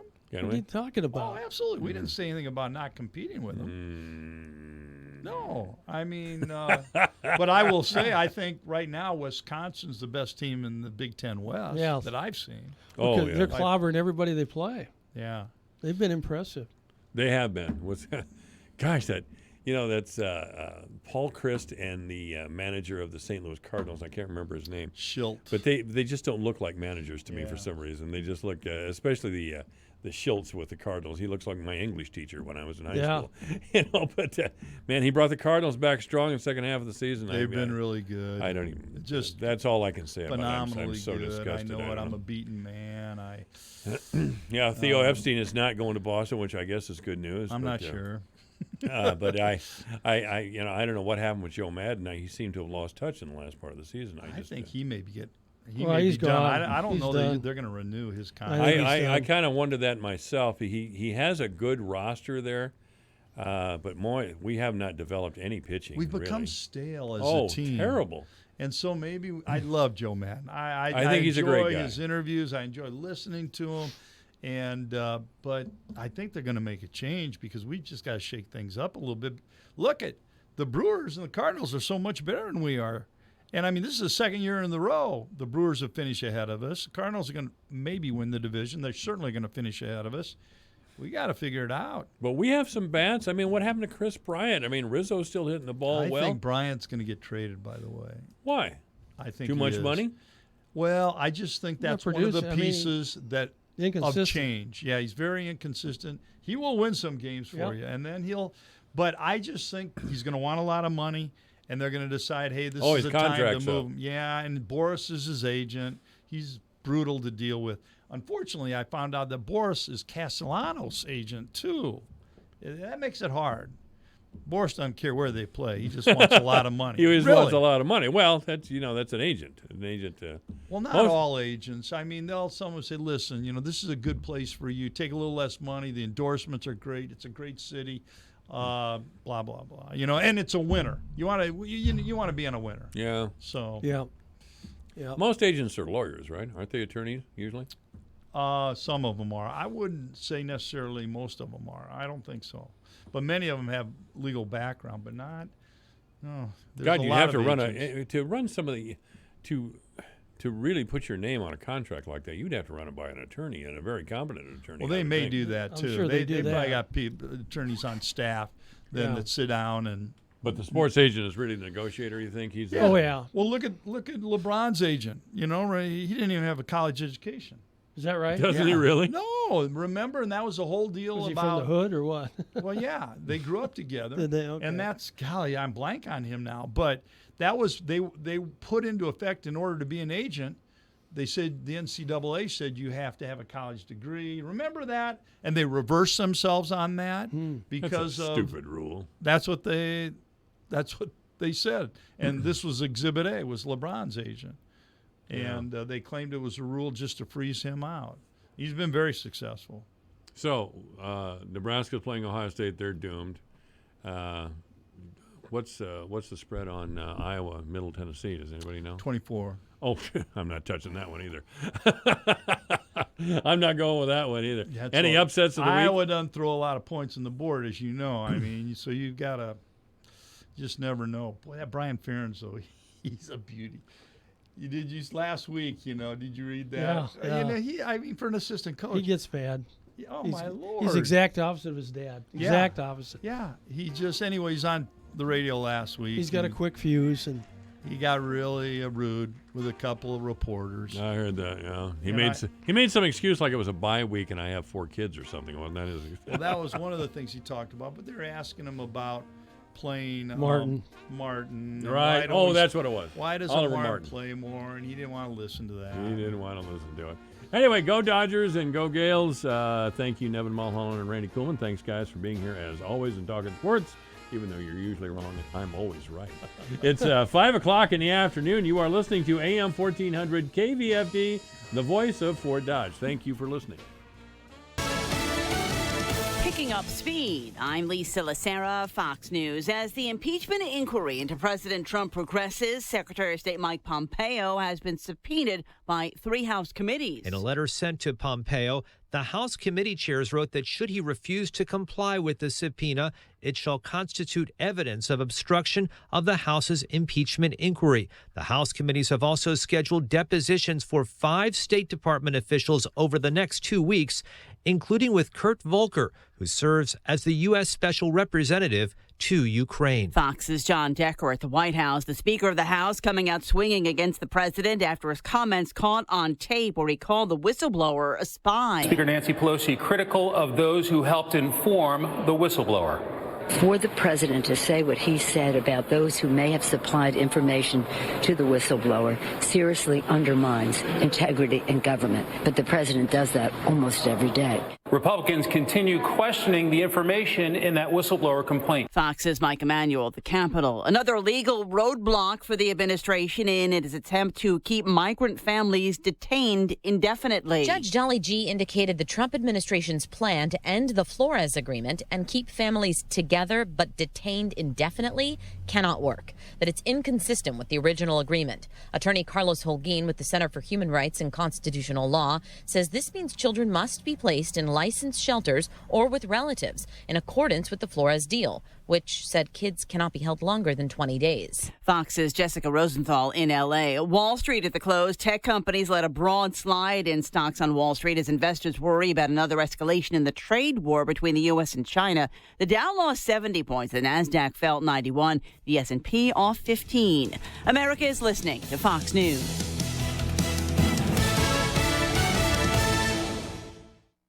Hi, I'm Jay Farner, CEO of Quicken Loans, America's largest mortgage lender. Let's talk credit card debt for a minute. If you feel you're carrying too much of it, you're not alone. The average household in the U.S. carries over $8,000 in credit card debt. Ready for some good news? With a cash-out refinance from Quicken Loans, you can quickly and easily put some of the equity in your home to good use by paying off a lot of that high-interest credit card debt. A great way to take cash out is with our 30-year fixed-rate mortgage. The rate today on our 30-year fixed-rate mortgage is 4.125%, APR 4.22%. Call us today at 800-QUICKEN to learn how taking cash out with a 30-year fixed mortgage might be the right solution for you. And for a record 9 years in a row, J.D. Power has ranked Quicken Loans highest in the nation in customer satisfaction for primary mortgage origination. Call us today at 800-QUICKEN or go to rocketmortgage.com. For J.D. Power award information, visit jdpower.com. Rates subject to change. Pay 0.88% fee to receive this discounted rate. Call for cost information and conditions. Equal housing lender. License in all 50 states. NMLS number 3030. Your news,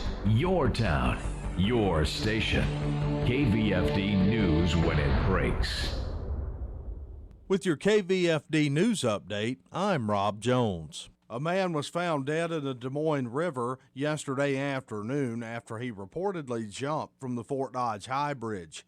Union Pacific Railroad dispatchers witnessed a man jump before calling the authorities. The Fort Dodge Fire Department was dispatched and used a boat to locate the man's body and retrieve it from the water as he was floating in the river about 2 miles southeast of the Fort Dodge Correctional Facility. The identity of the man has not been released as of this time, and there was no further information on the case. We plan to have more on this story as new details emerge. A 2-vehicle accident yesterday here in Webster County resulted in a fatality. The collision happened just off of Highway 20 south of Duncombe. A semi-truck driven by Kirk Gunderson was driving west on Highway 20. As he was slowing down to make a turn, the truck was hit from the rear by an SUV driven by Ricky Mason. While being transported to the hospital by ambulance, Mason would pass away as a result of his injuries. A Bait of Iowa District 10 will be having its Santa in September toy run tomorrow. Registration will be 11 a.m. to 1 p.m. at Shiny Top Brewery here in downtown Fort Dodge. The cost is $10 and a new unwrapped toy per rider. Here's Doug Smith from A Bait of Iowa District 10 on the reasoning behind the Santa in September toy run. And that's what we're here to do, is to try to put a smile on children's faces that normally don't have a smile on Christmas morning. High school football action, week number 5 under the lights tonight. The season's starting to heat up as all the local area teams open district play tonight. On Sunny 99.7, join Greg Woods on the call for a 6:45 pregame and a 7 p.m. kickoff as the St. Edmund Gales are on the road at IKM Manning. The Gales come in 2-2 on the season, coming off a tough, hard-fought loss last week to Bishop Garrigan. On 92.1, the Fort Dodge Dodgers are at home at Dodger Stadium to open district play. They're hosting Southeast Polk. This game is a battle of 2 top 10 teams. The Dodgers come in 4-0 on the season. Southeast Polk coming in at 3-1 with their only loss to number 1 West Des Moines Valley. Here's Dodgers coach Matt Miller on the magnitude of tonight's game. It is a huge game in the fact that, hey, you've got 2 teams that are going to be sitting there, hopefully at the end of the year, fighting to be that top district qualifier and, have a home game. So, in that sense, it's a big game. It's week 1 of districts, and that's what it is. The Dodgers will have a spirit walk at 5:30.